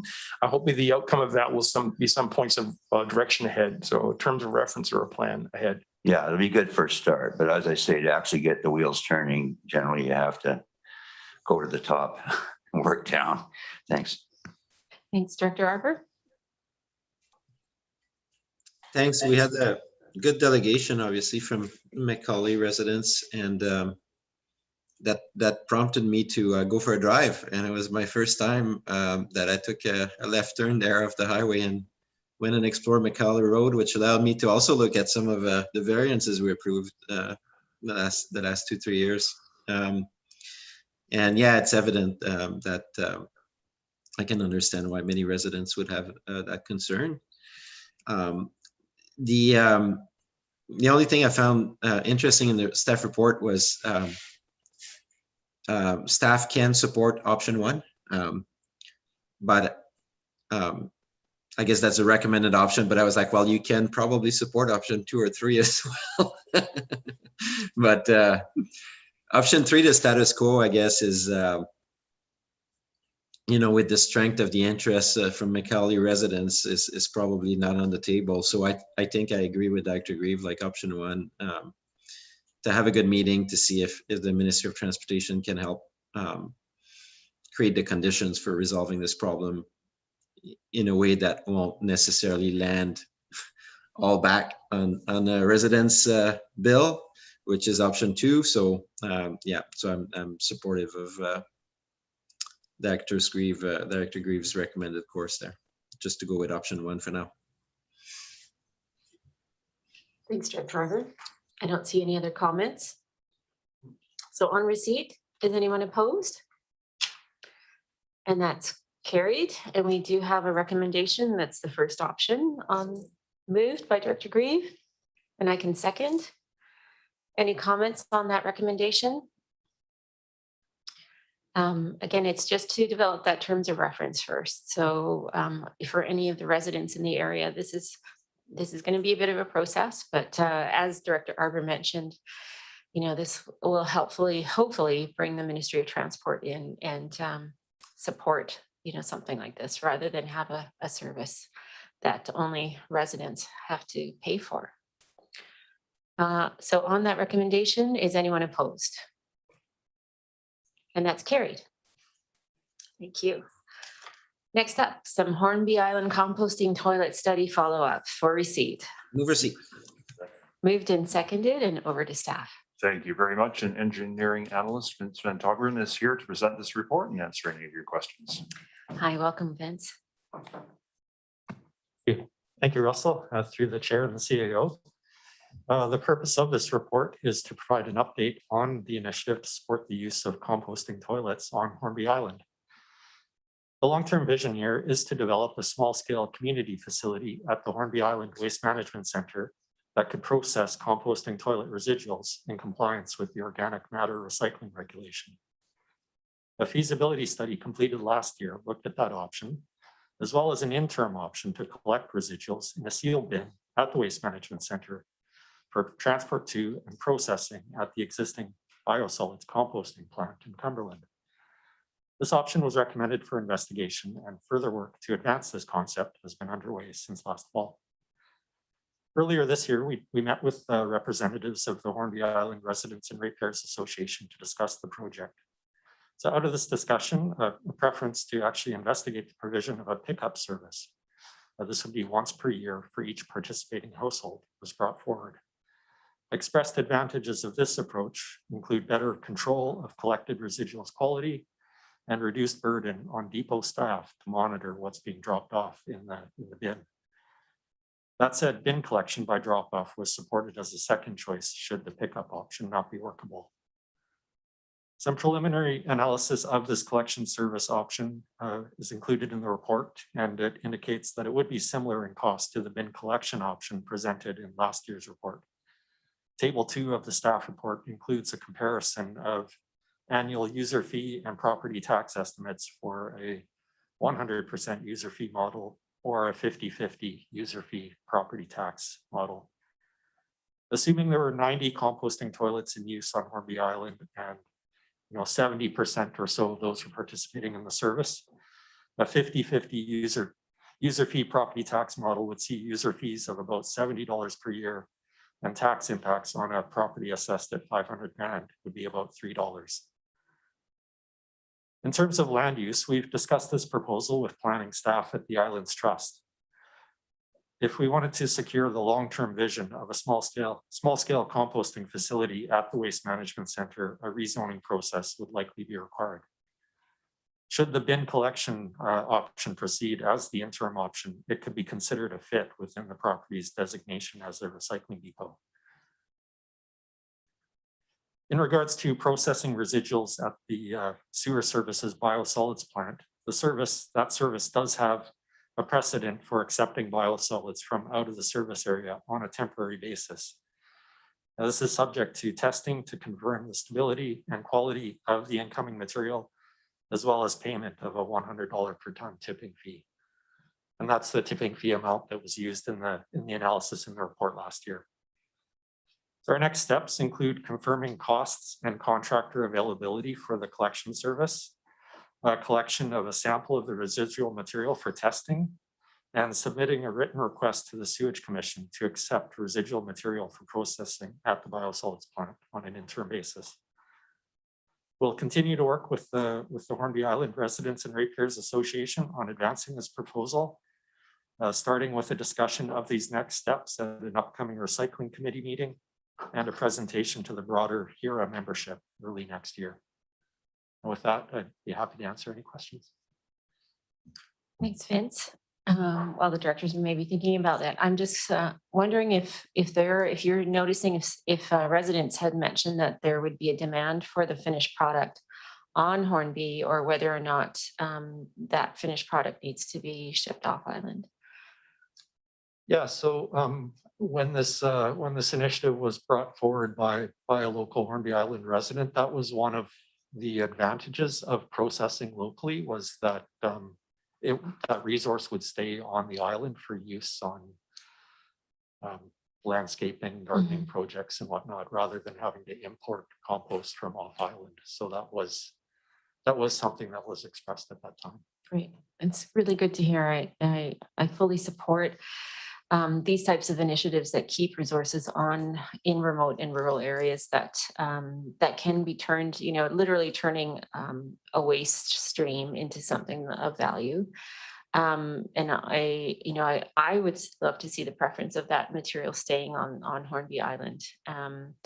And seeing, this is a model for maybe some of the other regions where composting toilets are also used or could be used more often if we don't see septic hookup coming up soon. I see Director Arbor's got his hand up, so I'll turn it over to him. Yeah, thanks. And I mean, it raises interesting questions, right? If you're trying to reutilize the product. Anyways, I'll just say what's in my brain because that's the best I can do. But we also just started the chipping program, right, for through the fire department and so can we mix those two together, and can we look at the future of composting products on the island? What does it look like? There was some really innovative thinking around the emergence of Skyrock at scale at the district. And I think for smaller communities, as Dr. Amir said, if there's the grander vision is to keep stuff locally, enhance it, make it safe, return it back into the soil, awesome. In the short term, that's okay if we need to pursue other things, because the last conversation we had about this, there was concerns about just getting used to the collection system, which I agree is going to be, it could go really smoothly, but it could also be something to, we'll probably have a lot of findings as we try to actually implement something like that. And so if we just focus on the collection, understanding the capacity on the island, that might be sufficient for now. In regards to where this should live, the report didn't fully not satisfy me, but didn't fully answer the questions for me around, I think Hornby Islanders and Denman Islanders also contribute to the liquid waste management function of the broader district. I think we have a little requisition for that. So I'm just not sure under which service we would see something like that live, because I understand we say, okay, it might just be $3 per year for the average home or something like that under some of the models proposed for a $500,000 house. But is the only option so far has been to make this live inside the Hornby Island garbage and recycling service, or have we considered to put it with the optic that we may expand to other communities in the future, that we may actually build that under one of the broader regional services? Yeah, so thank you for the question, Director Arbor. In response to that, we have discussed, that option of where the service should live, and given the fact that the Hornby Island Waste Management Center is operated by the Residents Association and funded through the garbage disposal service, and the broad scope in the garbage disposal service, it was felt to be an option to explore the possibility of this type of program in the interim. And I mean, certainly if this proved successful and the service kind of grew beyond the bounds of operating within that service, then I suppose it would be prudent to look at where else it should live. Yeah, if I may, subsequent. Yep. Yeah, because I mean, right now, what we're talking about is, so I'm not opposed to that thinking, but for the sake of exploring it, I see some pros as well in looking at the regional one, because then it would put our minds to, okay, how does that look like at scale once we bring in Denman? I know a year ago we were kind of in a deeper conversation around Comox Lake, all the properties, and I think the property that we bought there that are on what do you call those? Just tanks, basically. And I know Mark Rutten was looking at solutions around this, but people that are candidates, and if the material right now is going to land, if we have already to go to the commission for some kind of approval to receive those materials in the short term, yeah, it does lead me to question whether we should set the framework now, so that then all the rural areas that have composting toilets have some kind of avenue that's already secured. So I'm not fully clear, because I've only been given thought to this for the last 24 hours, but it is on my mind that maybe for scalability purposes, it might be interesting to dig deeper into the broader regional services. Madam Chair, my opinion on this is that this is a new and distinct service that will probably require a separate and distinct service to establish to do it. It certainly wouldn't live under the liquid waste management planning, which is a planning function and not a maintenance and operation kind of service. And our consideration, the feasibility and dialogue is just Hornby Island now. It hasn't been any broader than that. So a more fulsome regional service would require a higher level of public consultation and involvement of the broader region. But for now, it is a feasibility thing that we are undertaking to consider and provide the evidence necessary for the public of Hornby to make a decision if they want to move forward. But, I'm sorry. Go ahead. No, but aren't we saying in the report that we need to go to basically the regional service to see if they'll accept the materials and all that? I mean, our pilot is already trying to break ground over there. Yeah, that is because of the operation of the organics processing facility, or not organics, pardon me, the biosolids is a service of the Sewage Commission. So in order to undertake this feasibility and do the processing there, we need their permission to do that. That's an interim step. Okay, it's fine. We'll learn from that, and if we learn in the next number of months, if we succeed in starting collection. The only thing though, CAO, is you said you envision this being a new service, so you don't envision this living under the garbage and recycling service that already exists on Hornby. Well, that's my inkling. We will look at all possible avenues, but I don't want it to be thought of that is automatic, or that's what we're pushing, without exploring whether we can and whether it satisfies the conditions of that service first. Okay, thanks. Thanks. I'll also just make the comment that, I agree with Director Arbor, seeing this as a pilot, but I would love to see this service expanded. And Director Arbor mentioned Denman, and I don't know if staff have spoken to any of the residents on Denman, if there's even an interest in something, a facility like this there. I realize they don't have the same sort of receiving sort of facility that Hornby does, but if there would be an interest in, if there's enough composting toilets on Denman. And I'm also looking at our next report, on item number 10, looking at the septic systems that are potentially could be failing and how many there are in Saratoga Beach, Bates Beach, Union Bay.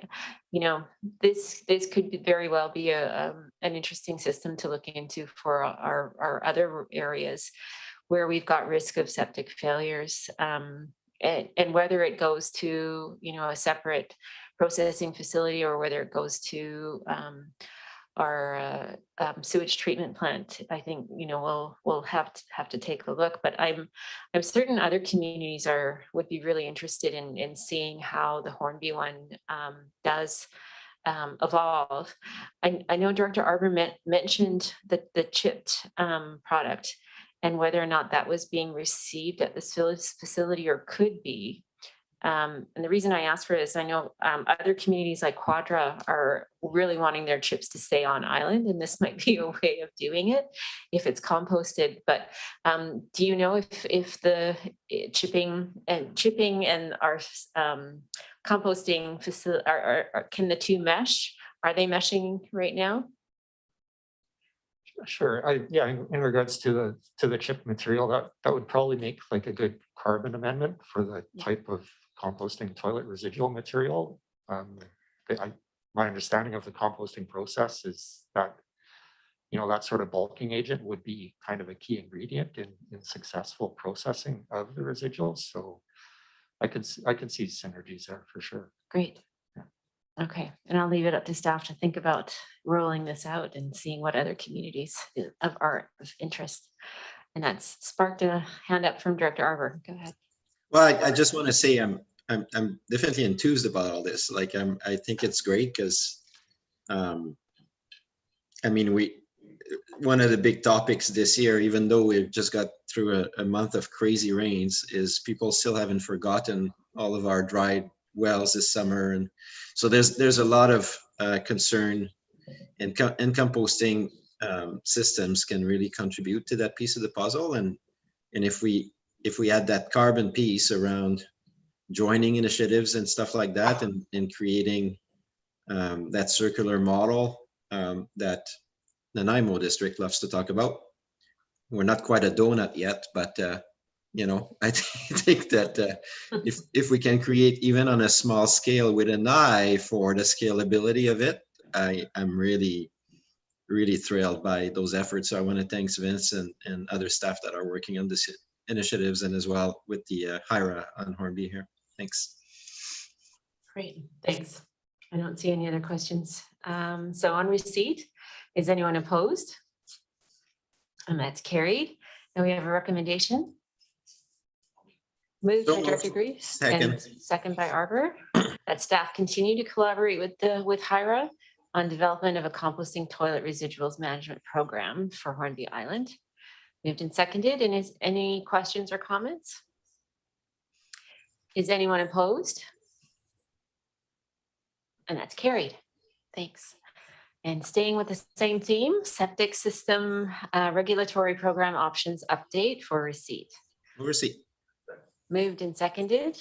And staying with the same expert, Vince is here to provide this summary of this report and answer any of your questions. Great. Thank you, Russell. So yeah, with regards to septic regulatory options, we've been investigating options for an enhanced regional district role in septic systems management for several years. The first step in this was establishing the septic systems education program that's been in place since the fall of 2018. This program, modeled after programs in neighboring regional districts such as the CRD and RDN, includes a dedicated webpage and is supported by education workshops, occasional social media outreach, and sharing of resources from industry associations, such as during Septic Week that happened in September.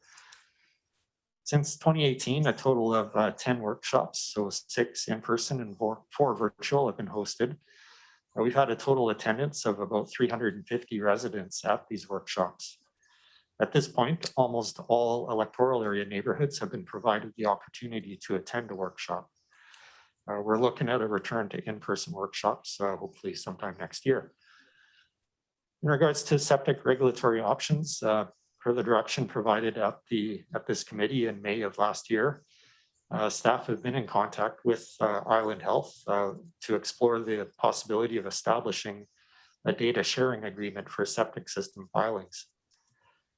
While Island Health has shared some data in select areas, limited headway has been made on the broader idea of a data sharing agreement, partially due to COVID-related priorities by Island Health. That said, while a data sharing agreement would be optimal for efficient records management, in the event CVRD proceeds with the regulatory program, it could come at a later stage of the process. So in the interim, based on the information provided in the WSP study and associated staff report presented last year, this report in front of you today presents some further information on options to continue to move this idea forward. 7 high-risk areas were identified in the 2020 WSP study, all of which could be considered for future regulatory program implementation. Table 1 of the staff report in front of you today does include a summary of these areas, as well as factors contributing to septic risk in each of these areas. To help confirm risk profiles in these areas, provide further rationale for regulatory program implementation, and also provide a baseline from which to measure effectiveness of any future septic regulatory measures, environmental monitoring in these high-risk areas is under consideration. Staff will investigate options for monitoring in these areas in collaboration with Island Health, the province, and other stakeholders, and the recommendation of the report reflects this proposed direction. And with that, I'm happy to answer any additional questions that directors might have. Thanks, Vince. Directors have any questions? Director Grieve? Thanks very much. And thanks very much to Vince for the work on this. So I know you identified some of the areas of concern, and Robinson Lake, Saratoga Beach, not so much so because they got public water. Bates Beach also, they're not on public water, are they? They're not on public water, so they're more at risk, I would say. Gartley, Kilmarnock area, these are all like less than 0.2 hectares, when 1 hectare is pretty well the recommended Island Health lot size for on-site and private wells, right? Is 1 hectare. These are way under that, made in a time when people were developing urban-sized developments in the rural areas. Union Bay, again, they got public water. Ships Point, do they have public water? Ships Point Improvement District is the water purveyor. So they got their own water. Okay, that's good too. Eh? Okay, but the one I was thinking of is the one that screams out to me is the Craig Derrick Beach area, where you got tightly packed urban style development with terracing down the hill of septic to well to septic to well to septic to well to septic, because they're not on public water. So I would think that they're one of the most at risk of all. So I'm just wondering why they're not included. Okay, I know they're a prickly bunch to deal with. But, you know, it needs to be said, right? You have to speak truth to power. Yeah, thank you through the chair. I think the mapping that was developed as part of the WSP study took into consideration numerous factors, including, you know, lot size, soil type, groundwater table levels. We'll have to look back through that mapping and see why that particular area wasn't identified in this priority list, but certainly it may be an area to consider. Well, I know darn well when they did all the work before they put the sewer system in, they did a lot of testing in that area, and you know, just around the spit, that whole area there, that it was the highest level of fecal coliform and of any area they tested. So I would think it hasn't changed much. I don't know, maybe some people went out and got new septic systems, but there's still, like I say, septic next on the other side of the road's a well, and there's a septic well and down. So, you know, I would think it's a big area. But my real question is around liaison with the, I know you're trying to work with Island Health, and of course they got some capacity issues with COVID and what have you. But what about the septic pump companies? Because I know I've had conversation with a few individuals that own various of those the companies, and they'll come out and inspect your field. Some of them have that steam powered rotary thing that can go down your field and clean it out pretty good. And then they give you an estimate of how, you know, what the the life is of your tank. I know my tank's probably 70 years old and it's still not too bad. It's about 70% effective. But I'm just wondering, is there any attempt to have a conversation with those guys? Because they know the skinny on all this stuff, I'll tell you. I would say in response to that, you know, as part of our assessment of future program implementation, one of the potential concerns is capacity of the local industry if we were to require inspection on a much broader scale. And we would want to consult with industry on how that would look and gather their input on how we could implement a program. I would encourage that. Yeah. Yes, full tilt, because like I say, they know where all the bad ones are. Thank you. Really good point, Director Grieve. Director Arbor.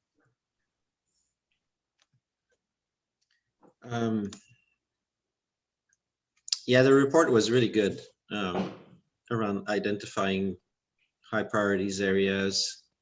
And in this staff report, I know that out of those 7, a distinction is made between 3 and the other 4, where we've ranked those 7s with 3 being perhaps a little bit more pressing, with Robinson Lake, Hornby Island, and Bates Beach. 550 lots. Then it talks about that's where I get lost a little bit, because it says, should there be a CVRD board recommendation to proceed with establishing a septic system regulatory program in the future? So is the future now or the future is in the future? You know, because I think right now we're talking about monitoring, and I see things about collaborating with Hornby Water Stewardship. So I guess the request for staff for today is just to continue the work or abandon it.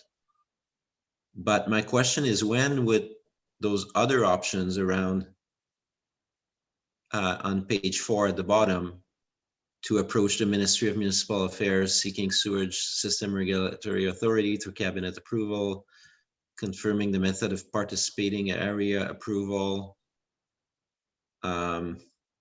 And I note here assent voting, alternative approval process, or electoral assent. That's going to be tough. So we're not talking about a liquid waste management process here. We're talking about a straight vote. And then number 3, initiate community engagement per approve engagement plan, draft bylaws. So this tells me that whatever work we do cannot live inside our liquid waste function, which we pay a lot of money into in the rural areas, but as our CEO said earlier, it seems to just be planning. That's kind of frustrating. It'd be nice if we could just fit some of those items. I mean, an electoral process is going to be really difficult on this, no matter what we do. So the path is a little bit not fully clear to me. You know, on the one hand, we're saying, let's keep the work going, but let's not get too serious about it till later. Is that what we're being asked today? Let staff comment. Sure. Through the chair, I think we're trying to take a fairly methodical approach here. So what we're recommending right now is to complete some monitoring just to confirm priority areas, and then proceed with next steps in terms of reaching out to the province and considering, you know, what service to fund these works through, and what sort of elector assent process may be required. Did you have any subsequent? Yeah, just further too. So in those areas where we would do to investigate the options for environmental monitoring, those are the 3 or the 7? Sorry, I know you are methodical, but I got lost a little bit in the report. Thank you. Those are the 7. Yes. For all 7. Okay, and this work can live under our existing planning budget for that function. That's correct, yes.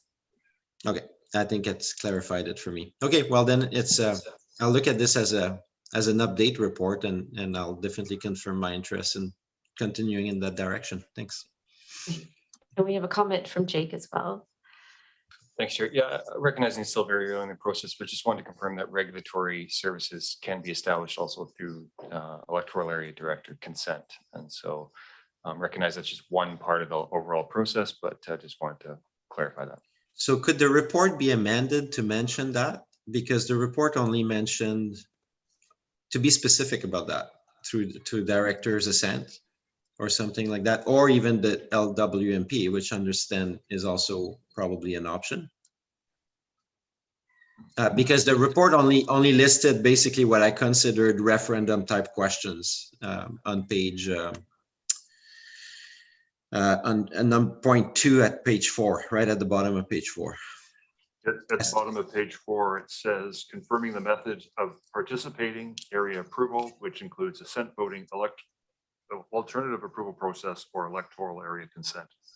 Oh, the electoral area, you mean electoral director consent? Yes. Ah. Gotcha, that's where I missed.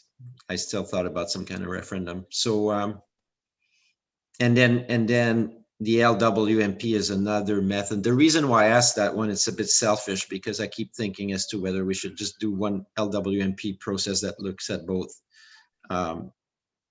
conduit, like connected systems, and also on service systems for the long term for the area A, but I'm not getting a lot of traction on that. So, but just for Jake, that would be another way to do it through an LWMP process, I'm sure. Jake says yes. Okay, thank you. Director Grieve. Thanks again. Yeah, one more time, I think, you know, we're almost venturing into provincial territory again. But my experience over the years is being that the Ministry of Environment is reluctant to do just about anything unless it actually affects human health. So unless your kid gets ringworm from swimming in the Trent River, they're not going to speak up on it at all. I think that the average homeowner, the responsible average homeowner, obviously wants septic tank health. So education, engagement, all that stuff should be paramount going forward on this program. Because, as I say, there's always the homeowner who swears that it's his neighbor's problem when they have septic issues, and we do our testing, and that comes up very positive. But we pretty well have done a lot of work, as you say, in the Saratoga Miracle Beach area. We've done a lot of work in the Royston Cumberland area because of the liquid waste management plan there. So we do have a lot of background evidence of an issue. Again, I say the Croto Beach bunch, I don't know why it was left off, because I would think if you went in there with and did some test wells, you'd be floored. But there again, you know, people are reluctant to embrace the future. The future is now. So I would say that this is something we have to move slowly on. We have to move with the public and bring everybody along on the journey. I think the majority of people would be in favor. I mean, it gets to the point where your system is no longer viable. That can happen. But, you know, the prevention's a big one. I think people are in the rural areas, unless you just move there, you know, they're very cognizant of not putting a drain cleaner and bleach down the drain and stuff like that. They can baby their systems on for a few more years, but eventually, you know, the day of reckoning does come. So, as I say, if we can, you know, just to consult with the industry and, you know, the people on the ground doing the work, find out where the issues really are. A lot more education. I like the fact that we did that 10 workshops. And of course, now with COVID, some of them virtual, but I think that we'll continue on that and keep people abreast as we move through this journey and bring everybody along, because that's the only way it's going to work. Thanks. Thanks, Director Grieve. I don't see any other questions. So on receipt, is anyone opposed? And that's carried, and we have a recommendation. So moved. Moved and seconded. And any comments? Hearing, seeing none. Is anyone opposed? And that's carried. Now, directors, I know we've got a few people waiting in the gallery around the telecommunications policy, the antenna policy. Would the directors be amenable to moving that item up on the agenda? I'll move agenda variance to do that. Moved and seconded. And is anyone opposed? And that's carried. So we'll move up to item number 1 under new business. Move receipt. Moved, and I can second the antenna policy, and over to staff. Thank you, Chair, and I'll just refer this matter to first the area director who brought this forward, but Ton True is here to answer any questions with respect to such a policy or the implications. Right, Director Grieve, you want to speak to it? Sure, thanks a lot, Chair Hamir. Anybody who's been watching the news lately realizes there is some issues around the placement of antenna arrays in the electoral areas. We've been basically keeping our nose out of this because, as you know, it's Innovation, Science and Economic Development Canada that's the regulatory agency on this. But you know, some of the public have expressed concern that the regional district, in particular the electoral areas, have not been involved in this process. So I'm a little reticent to stick our necks into it because it's a bit of a freight train coming down the track. But you know, I think it's important that we at least have some opportunity to direct the process, or at least come up with some kind of a policy whereby the residents, the citizens feel that they're listened to on this. I know that the latest communication tower proposal in the Dove Creek area is caused quite a lot of consternation amongst different residents, and I think it's important that we head it off at the pass for the next one. So I would ask that staff bring forward a telecommunication antenna policy that provides for a broader process of public consultation with the relevant considerations. So that's my letter, and I'm hoping it gets endorsed. Thank you. Thank you. And Director Arbor's got a question. Yeah, or comments maybe. So yeah, thanks for bringing that forward, Dr. Grieve. There's a big piece of me that think that if we head that way, we should kick this to the broader board so that we don't have a policy for the city of Courtenay and a policy for the city of Comox, or a policy for this village of, the town of Comox, the village of Cumberland. Telecommunication tends to happen on a regional basis, and I'm curious to know if our municipalities actually have such policies themselves. So it feels like taking a Team Comox Valley approach on that would make sense. So at minimum, I'm not going to shut this down. I think it's good for ESC to look at it for the rural areas, but I would encourage staff, if Director Grieve is amenable, to also thoroughly review the policy that exists in our municipalities so that it's concordant with whatever direction we need to go. Part of my experience with this is, again, because I'm on Hornby, our OCP on Hornby actually explicitly says there will be no commercial antennas on Hornby Island. So that's the policy of the Islands Trust. So basically, any proposal that comes before the community, letter of non-concurrence is almost a guarantee. It creates a really interesting situation where we have absolutely terrible cell service on Hornby because we're trying to capture from Qualicum and on the other side of Texada there. But we're kind of stuck with that because we made that policy. So, I think creating a policy is good, but it will still create a lot of debate as to what the policy should say. And it will be difficult, barring us saying, unless it just points on consultation, which I think is what Director Grieve is saying, is just what are the terms, levels of consultation we would like to see. But if we want to create a policy that addresses siding, we're going to be in over our heads pretty quick. I think that's how on the islands they ended up just doing a blanket, no commercial antennas.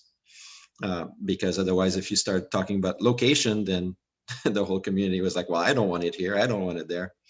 So if it's just on the consultation side of level of consultation of local government that's expected, yeah, it would be nice if we were really aligned with what our municipalities are doing so that, the general public can understand the process for the whole valley, not jump from one jurisdiction to the next.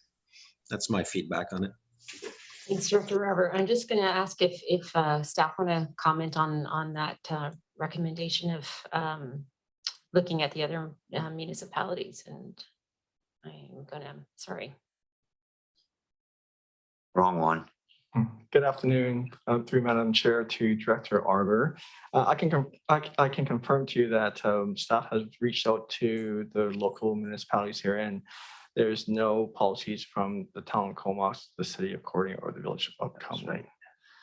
In regards to if the board does support this policy, staff can look into creating a policy that can look to capture a framework to do a consultation framework, but also to look at the siting of the telecommunication.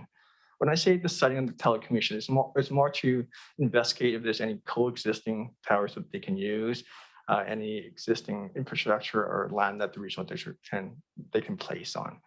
But in regards to the siting component, again, as Director Arbor mentioned, that it's a fine line on where we can approve it or not.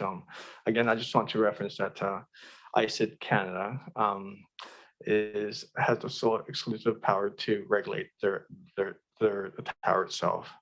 Staff at the regional district here can provide a letter of concurrence to ensure that our policy has been consistently followed. Great, thank you. Director Grieve? Yes, of course, we're only asking for staff to bring a report back, so that'll all come clear. And I would think when you get to that point, maybe we can see if there is any appetite to take it to the broader board, or whether it's something that would live here. But once again, the electoral areas lead the charge, just like backyard chickens. We're the first out of the gate on this stuff. Yeah. Although Cumberland wants to remind us about the chickens, they were first. Well, They were. But I agree with the points that have been said. And I'm interested to note a little bit more about, what little siting that we can do. So that's great to hear that may be also included. So look forward to that. I don't see any other questions. So on receipt of the communication from Director Grieve, is anyone opposed? And that's carried. And we have a requested action. I'll move it. Moved. Can I just request an addition? Well, I'll second the requested action, and then you can put it, if there's an amendment. Yeah, go ahead. There's no amendment. I might make another action request. Okay. So on the requested action as shown, is anyone opposed? And that's carried. Director Arbor, did you have a subsequent?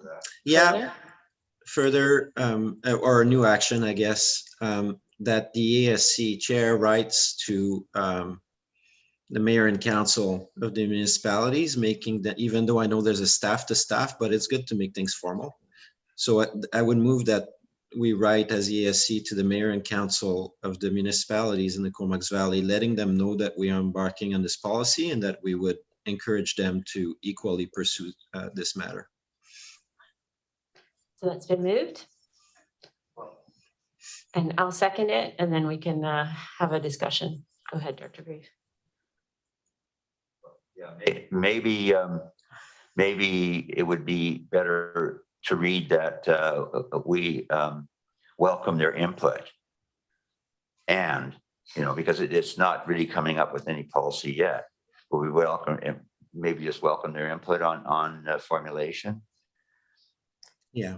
Is that amenable to you, Director? Now, Arthur? as long, I mean, I don't want to be too soft either. I'd like them to actually look at the policy for themselves. So we have emerged with one consistent policy across the board.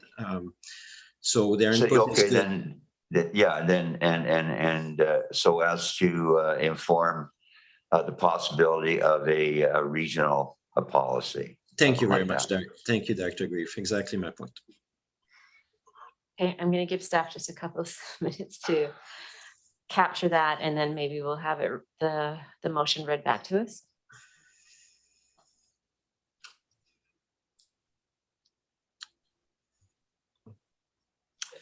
Thanks, Chair. Yeah, and we may need to do some fine tuning after this, but that the Electoral Area Services Committee Chair write to the municipalities, letting them know of the CVRD's efforts to embark on a policy concerning communications towers and encouraging cooperation regarding a potential regional policy.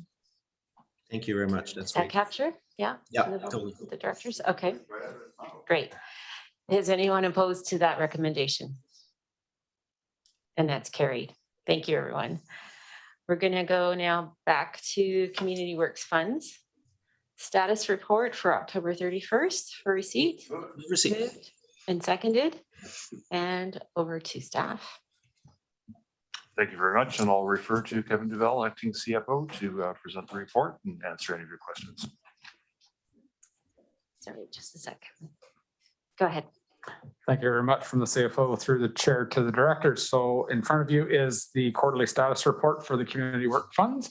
I do preface that, however, in that it's actually a 4-month report, given that we wanted to ensure that we captured the director's recent contribution to the Mount Washington fire facility of $900,000. So that is reflected in this report going forward.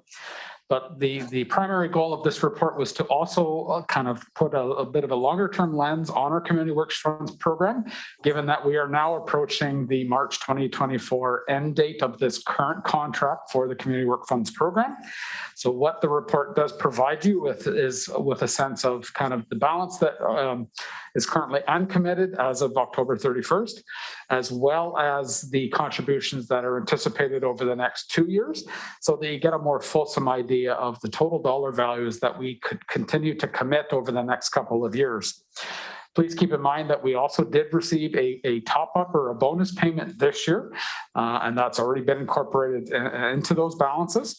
And then what staff have provided for consideration are a number of key initiative areas that could be considered for contributions of community works funds. And really, we're hoping to receive some direction from the directors today, and that we'll use that direction to kind of help educate and influence our upcoming financial planning process as we move forward, and then certainly bring back recommendations over the course of that process for your consideration.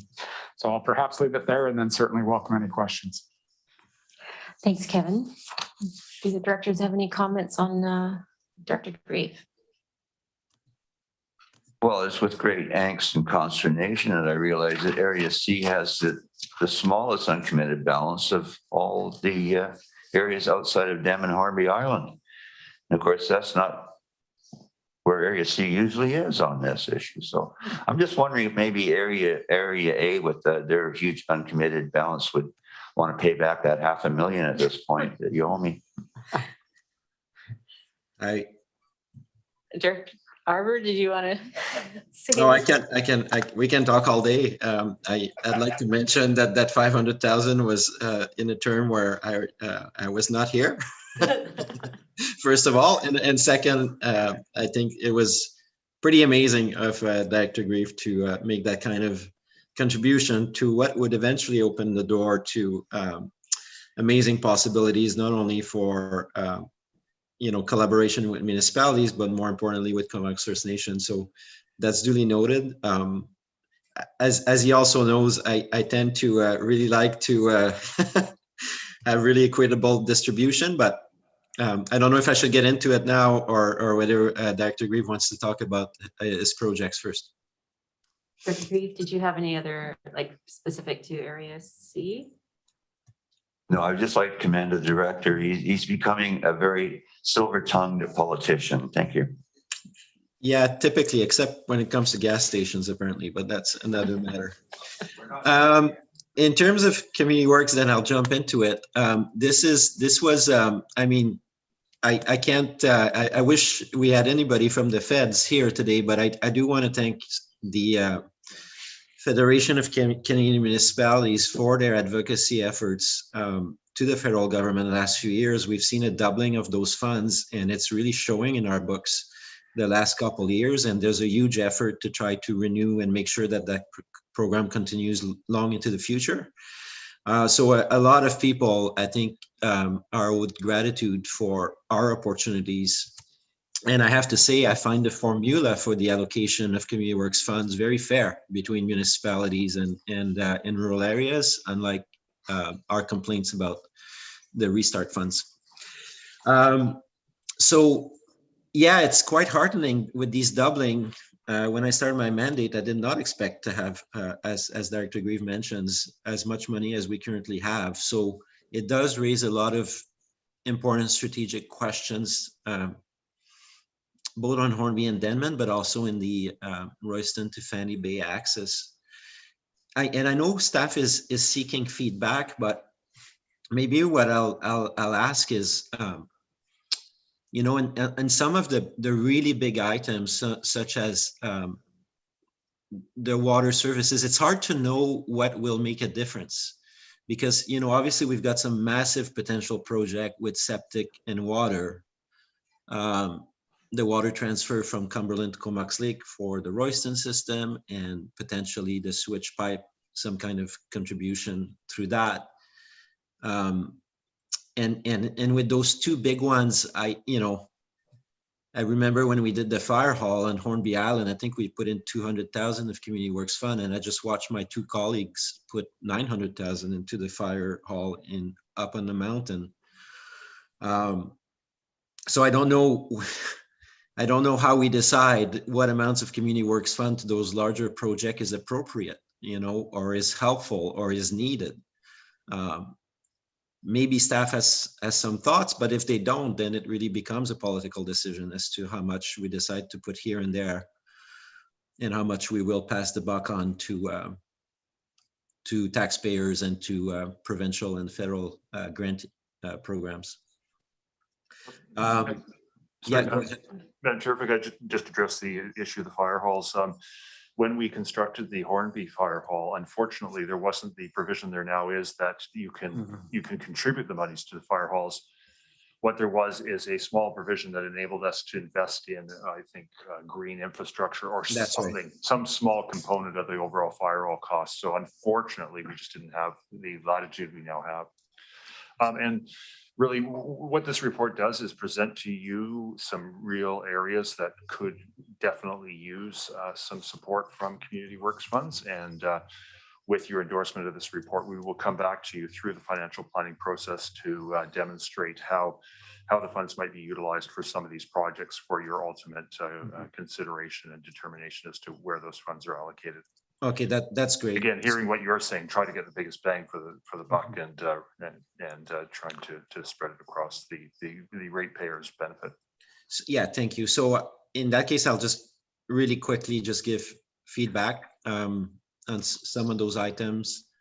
I noticed that based on the last meeting, the notion of looking at electric buses for Hornby and Denman was not included in this report, and I'm fine with that but I don't want it to get dropped. I'm still hoping that part of our pathway will be to explore with the school district, maybe the purchase of an electric bus together, or else if these runs eventually are going to be taken over by BC Transit, that would probably be the best model to electrify what's happening over here, because they have a plan to move to 100% electric in the next 8 years. So, but I don't want that to get lost. I see the transportation hubs was added in terms of Fanny Bay, Union Bay, Black Creek, and Oyster River.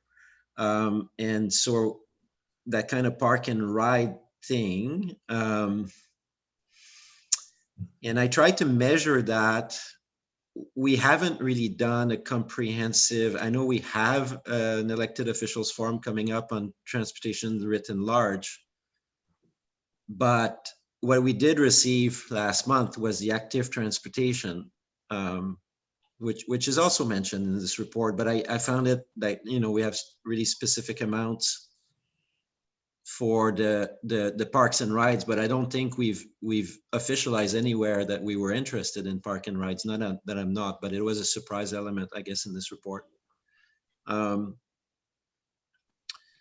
yeah, and so I think you're right. I think the best place is probably for staff to come back with some recommended, from a staff perspective, levels of contribution to different initiatives. And then I guess we can debate those during the planning process. Yeah, that's probably the best. But when we talked last summer, Mariah was talking about how, you know, the feds wanted to know that we have allocated those funds to 2024. And do you feel, to staff, do you feel that these reports are meeting that expectations from the feds, or are you looking to drill down even more to 2024 and really lock everything in by March? Through the chair to Director Arbor. So yes, I do feel that we are, you know, certainly meeting that ongoing commitment to ensure that we are reviewing this on a fairly regular basis. And certainly we've been building this as a key component of our annual financial planning process to ensure that, you know, both internally and externally, we are really looking at, you know, what we do continue to have available and to really try to put some context as to how we intend to allocate the remaining of the funds. It's certainly encouraging that, you know, given the recent name change of what used to be called the Gas Tax Fund, you know, is seeming to indicate that there is some desire to continue this program on, although I will preface that in the fact that we have had no formal indication of that. And certainly the current funding arrangement does continue to expire at the end of March of 2024. So really our hope was not to so much focus on the amounts that have been, you know, kind of suggested in the report. Those were really just kind of to give you some sense of scope. But if there were certain items of that you know, did definitely have some desire to kind of continue to flush out, we would certainly work, you know, amongst staff to really kind of look at how we then bring that forward as part of our financial planning process to give you, you know, an opportunity to really kind of, you know, kind of decide where you feel, you know, the most appropriate allocation would be. And certainly with the addition back in July of now having fire stations and fire station infrastructure eligible, it does allow us to look at some other kind of key priority items. We noted, you know, in Union Bay Hall as an example. Not that that's certainly the only one, but it's certainly now that we have, you know, assumed, you know, control of that area specifically.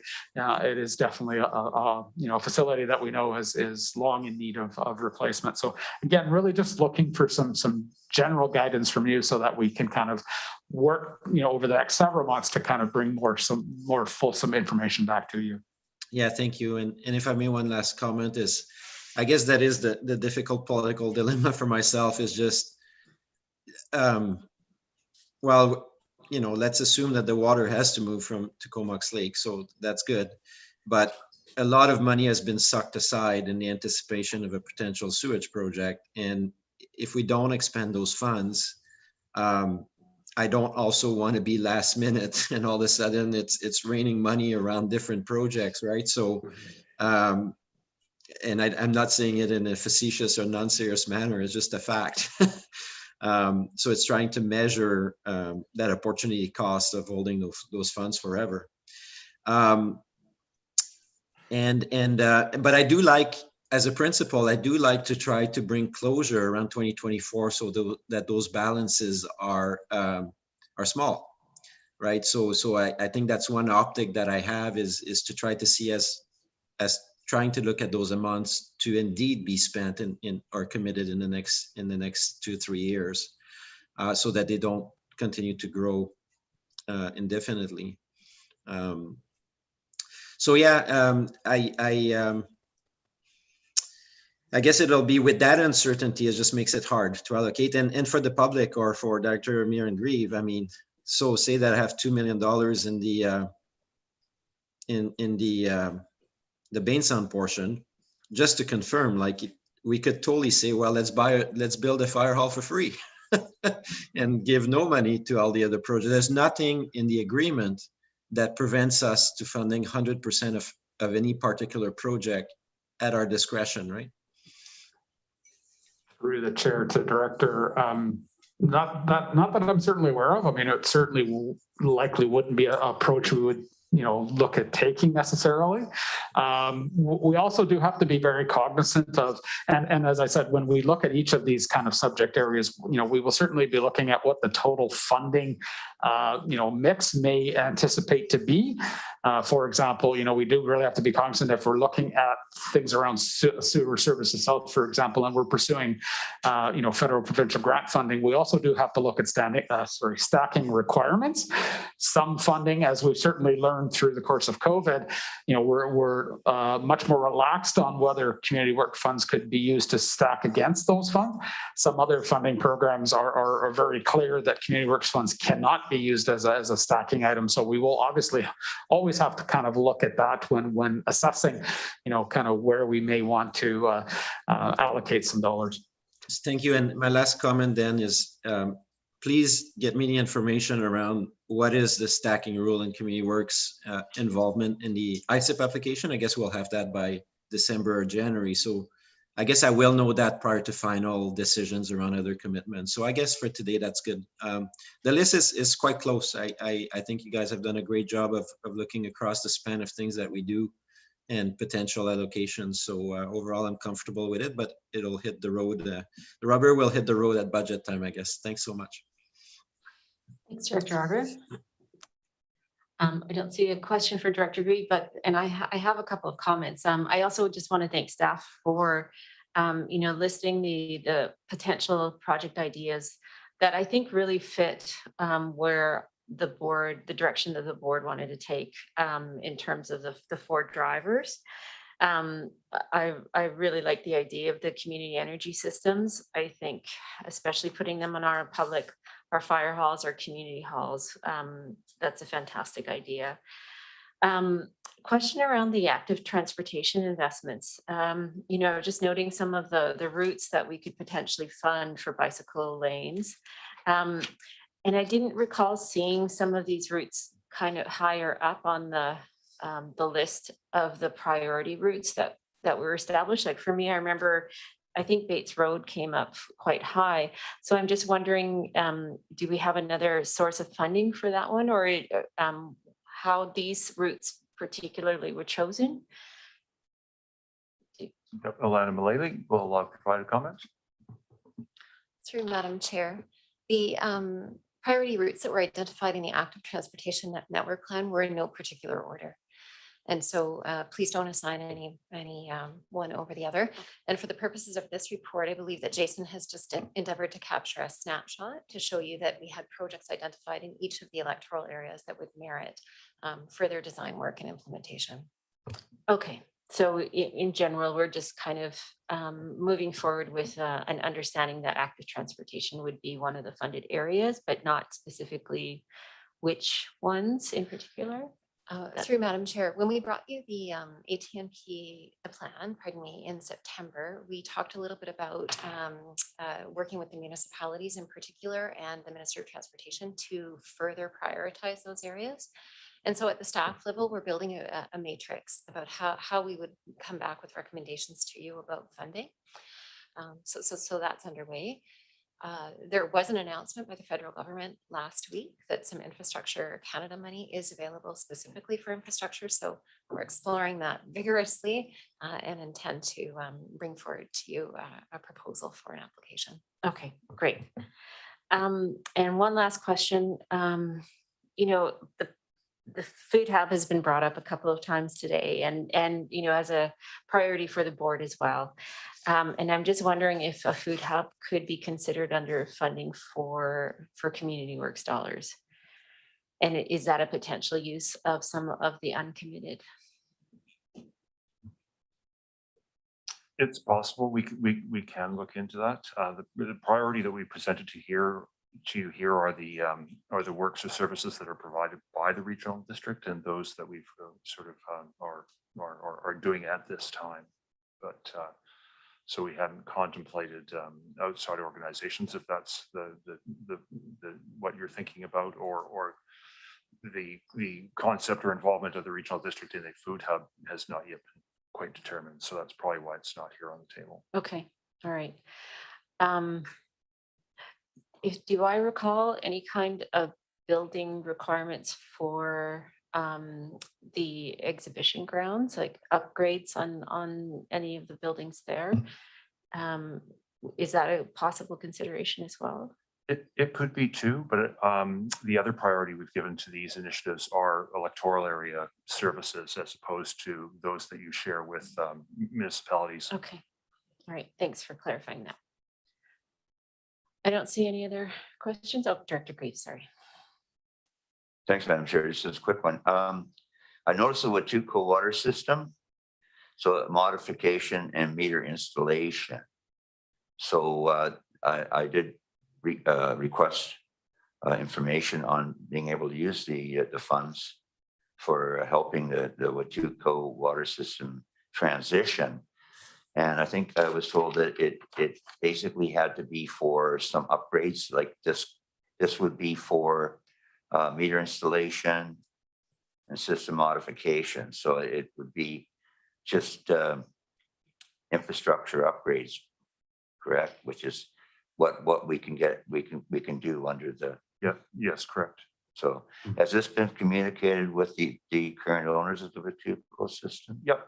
Yep. In our discussions previously, the concept of community works funds being used in the event that the system were transferred to the regional district, we are aware of that. Okay. Yep. Thanks. Okay, Director Arbor, another question? Yeah, thanks. I thought I was done, but from a higher level perspective, I think it must be interesting when you have managers discussions around some of those funds that could be attributed to a number of projects and how that all gets sliced. So I realize that's probably for our CEO and executive team always probably really interesting to see what could be attributed where and the business case for it. But I think from our ESC, even though it's a policy of the entire board, I'm quite supportive of looking at any allocation because these are flex funds. I'm quite supportive at aligning those with our 4 strategic drivers as well when we have to look at that project selection, so that climate lands, First Nation reconciliation, that fiscal responsibility. So probably how certain projects just need to move forward no matter what, and at a good cost. And last, the community partnership. And I would mention we've opened that opportunity to partner with other organizations around these funds. Doesn't mean that we have to do it, but we did pass that motion a couple of years ago.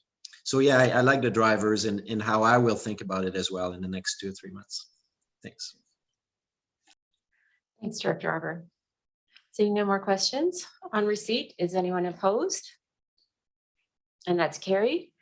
And we have a recommendation to moved, and I can second, to further explore project projected highlights to further explore projects highlighted in the November 4th, 2021 Community Works Fund status report. Is anyone opposed? And that is carried. Thanks, everyone. All right, we're going to skip down now to item number 2, highway rest stop amenities for receipt. Move receipt. Moved and seconded. And over to staff. Thank you very much, Chair and Directors. And James Warren, Deputy CAO, is here to explain a letter that he has written to the 2 CAOs of the SRD and the CBRD. Great, thanks, James. There you go. Thanks, Chair, and thanks, Russell. So this letter comes out of the October 21st regular board meeting of the CSWM board. A discussion was held there regarding rest areas and the role of local government and potential installation of garbage receptacles at those rest areas. After much discussion, the board did not make any decision or resolution around the topic, but did indicate that this might be a topic for the CVRD and the Strathcona Regional District to consider individually. This letter, as Russell said, it's addressed to both CAOs and suggests that given the role of the provincial government and given the role of the Ministry of Transportation at those rest areas, this might be a suitable topic to be submitted to the Association of Vancouver Island and Coastal Communities 22 convention, and then perhaps move forward to the UVCM if necessary. And so there is a requested action that is a part of the letter. I don't have an update from the Strathcona Regional District and whether they would consider the requested action in a similar form. But depending on what the EASC considers here today, we could certainly update the CSWM, Strathcona Waste Management Board, at its meeting on December 2nd. Happy to take any questions that you might have. Great, Director Green. Yeah, I would just like to commend staff for moving forward on this proposed resolution for AVICC. I think it fits totally into the AVICC's processes, and whether it goes to UBCM, it might not, because it would be looked upon as being a island and coastal community issue, and quite often they won't consider it. But that being said, definitely let's get this in under the deadline, and I have a good feeling that I guess you're looking for a joint submission by both districts. I think it's a stronger submission if it does have both, but certainly if it's only the CVRD that makes that submission, we would submit that to the conference. I would think it would be supported by our neighbors to the north, definitely. So yeah, thanks so much for bringing this forward. I think it fits really well, and I'm going to support it all the way down the line and rise and speak to it at the convention if we get to rise in person. Director Arbor. Thanks. The public debate that has been interesting on this one, as I saw the reaction to our CSWM meetings in social media and elsewhere, where the two philosophies, right? Some people feeling like British Columbia has a long history of pack it in, pack it out, and we just need to keep hammering it home, not picking up after people. So there were lots of comments like that on social media to not give in. But the other side is just the reality of what we're seeing on the ground, and the garbage that's accumulating in lots of places. So perhaps we are losing that societal battle. I remember I worked in Algeria a few years ago, and I was stunned going to the beaches there. There was more garbage on the beaches than there was sand. It was stunning, and alongside the roads as well. We're not there yet, and I don't think we're heading that way. But I agree, it's a good provincial issue, and I'm in support of the requested action. If the province willing to help out and collaborate with regional districts, that would be ideal. The other aspect I was thinking as we approach the province on this is active transportation, right? As we push active transportation, washrooms, garbage, all those things actually have a little more meaning when you're going anywhere far down the road, especially along our highways. So there's actually public benefit other than garbage management to doing that. So maybe we can pique their interest on not just the trying to suppress the negative consequences that we're experiencing, but also supporting things that we do want to see. So I think that's a great suggestion, and thanks, James, for and the rest of staff for coming up with this idea. Great point, Director Arbor, and whoever rises at AVICC should bring that up as well, the connection to active transport. I don't see any other comments. So on receipt, is anyone opposed? And that's carried. And we have a requested action that details the resolution for AVICC for receipt. Moved. And I can second. Any comments? Hearing and seeing none. Is anyone opposed? And that is carried. And we have one last item for the agenda: tree removal and water retention, and the correspondence from myself for receipt. Move receipt.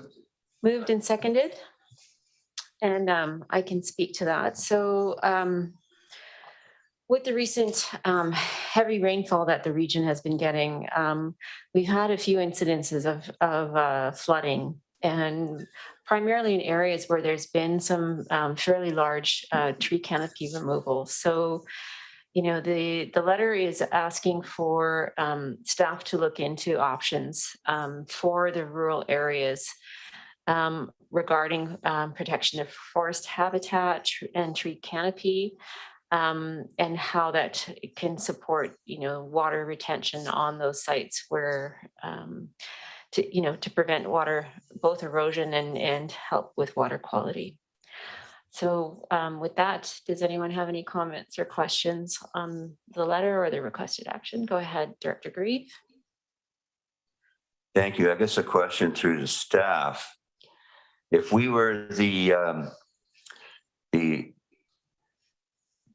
district municipality of the electoral areas of the Comox Valley, would we have broader control over this stuff?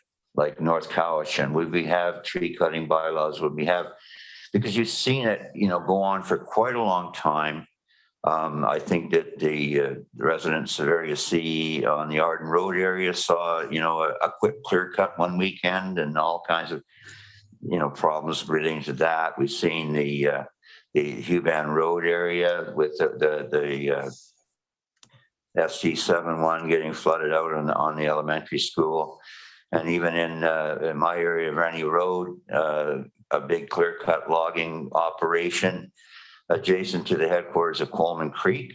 You know, unfortunately, it was assumed there was some kind of a covenant on the headlands of the creek, and it turned out that the covenant was never actually registered in Victoria.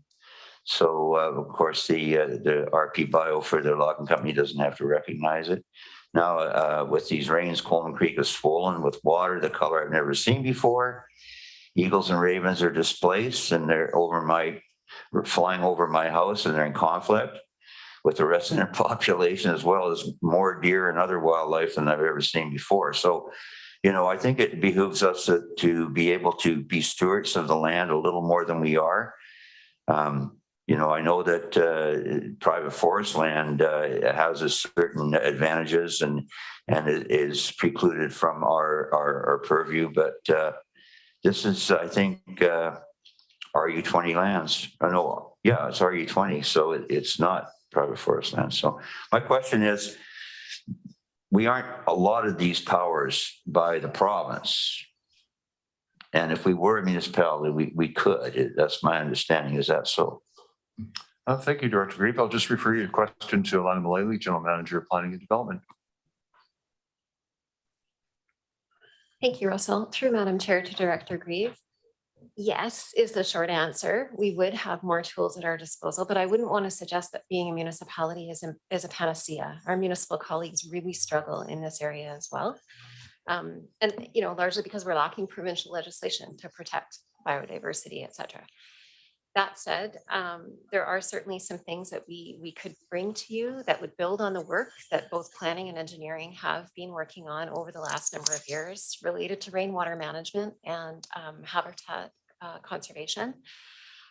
So we could report back to you on some tools that you might consider that would improve our ability to act in the cases that you reference, both with the Kitty Coleman clearing and with the flooding that saw the Huban school closure. But we really are needing to be creative and put together a number of pieces that are enabled through the Local Government Act and some other provincial legislation. There's no one effort that we could say, that fix this and address all of the concerns of our community. Thanks, Alana. And Director Arbor's got a question. Yeah, thanks. From time to time, obviously, constituents bring that forward on both sides of the debate. I think I know this is not one of our planning jurisdiction, but last year on Denman, there was a very active conversation and debate in the community around precisely this topic. And it was pretty divided. A lot of people felt that it's rural areas, people should be able to do what they want.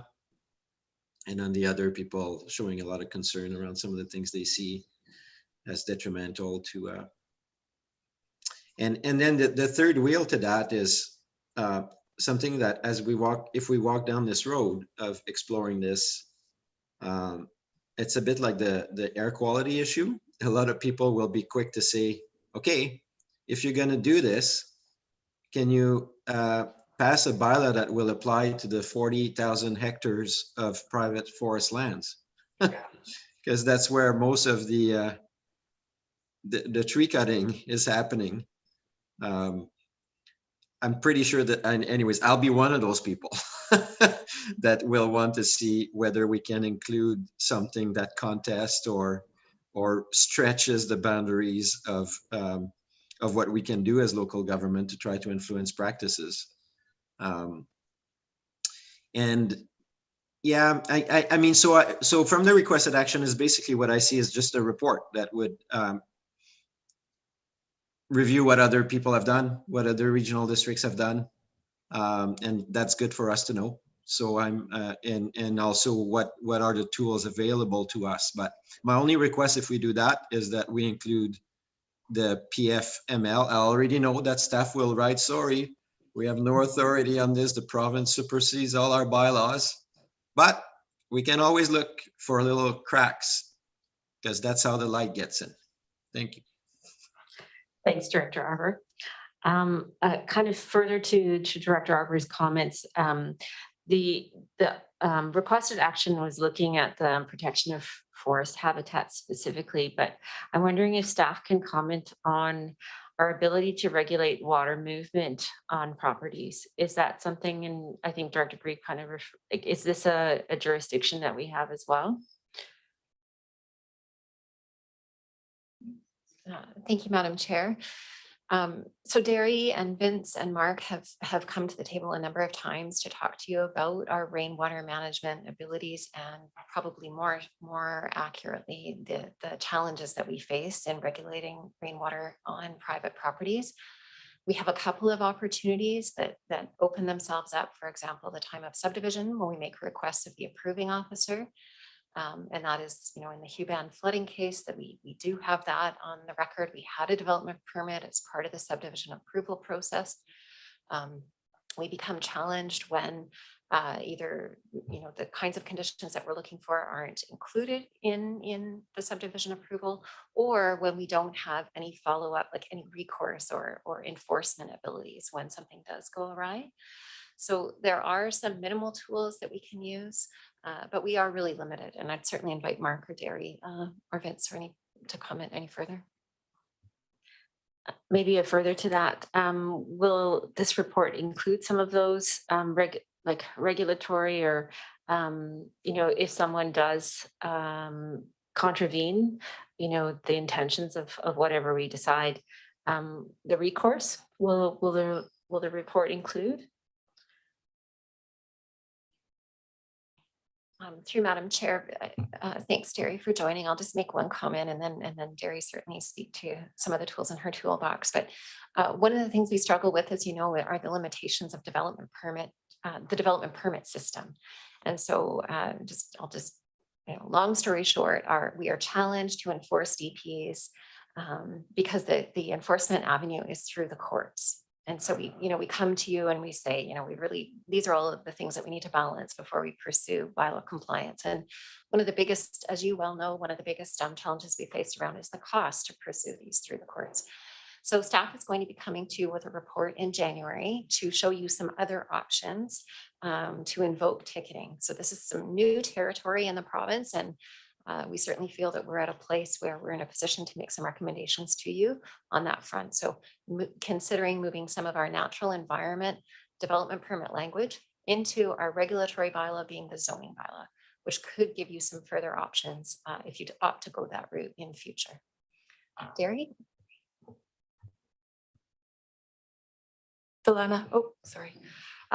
Yeah, I guess to add to that tool, another tool we've considered is the subdivision and development permit bylaw that Alana previously mentioned. And I think that gives us a little bit more leverage to consider these issues at subdivision as opposed to kind of later in the process at the development permit time. There are still challenges, I'd say jurisdictional challenges in the rural areas, because while we can and do have some limited tools for use on property, we're still needing to work with our colleagues in Ministry of Transportation and Infrastructure on kind of drainage as it relates to the rural roadways and ditches. Thank you for clarifying that. I don't see any other questions. On receipt, sorry, is anyone opposed? And that's carried. Requested action. The requested action's been moved, and I'll second. Any comments or questions? Hearing and seeing none, is anyone opposed? And that is carried. Thank you. And no addendums, no media questions. We do have a motion to move in camera under 91K of the community charter. So moved. Moved and seconded. Any comments? Anyone opposed? And that is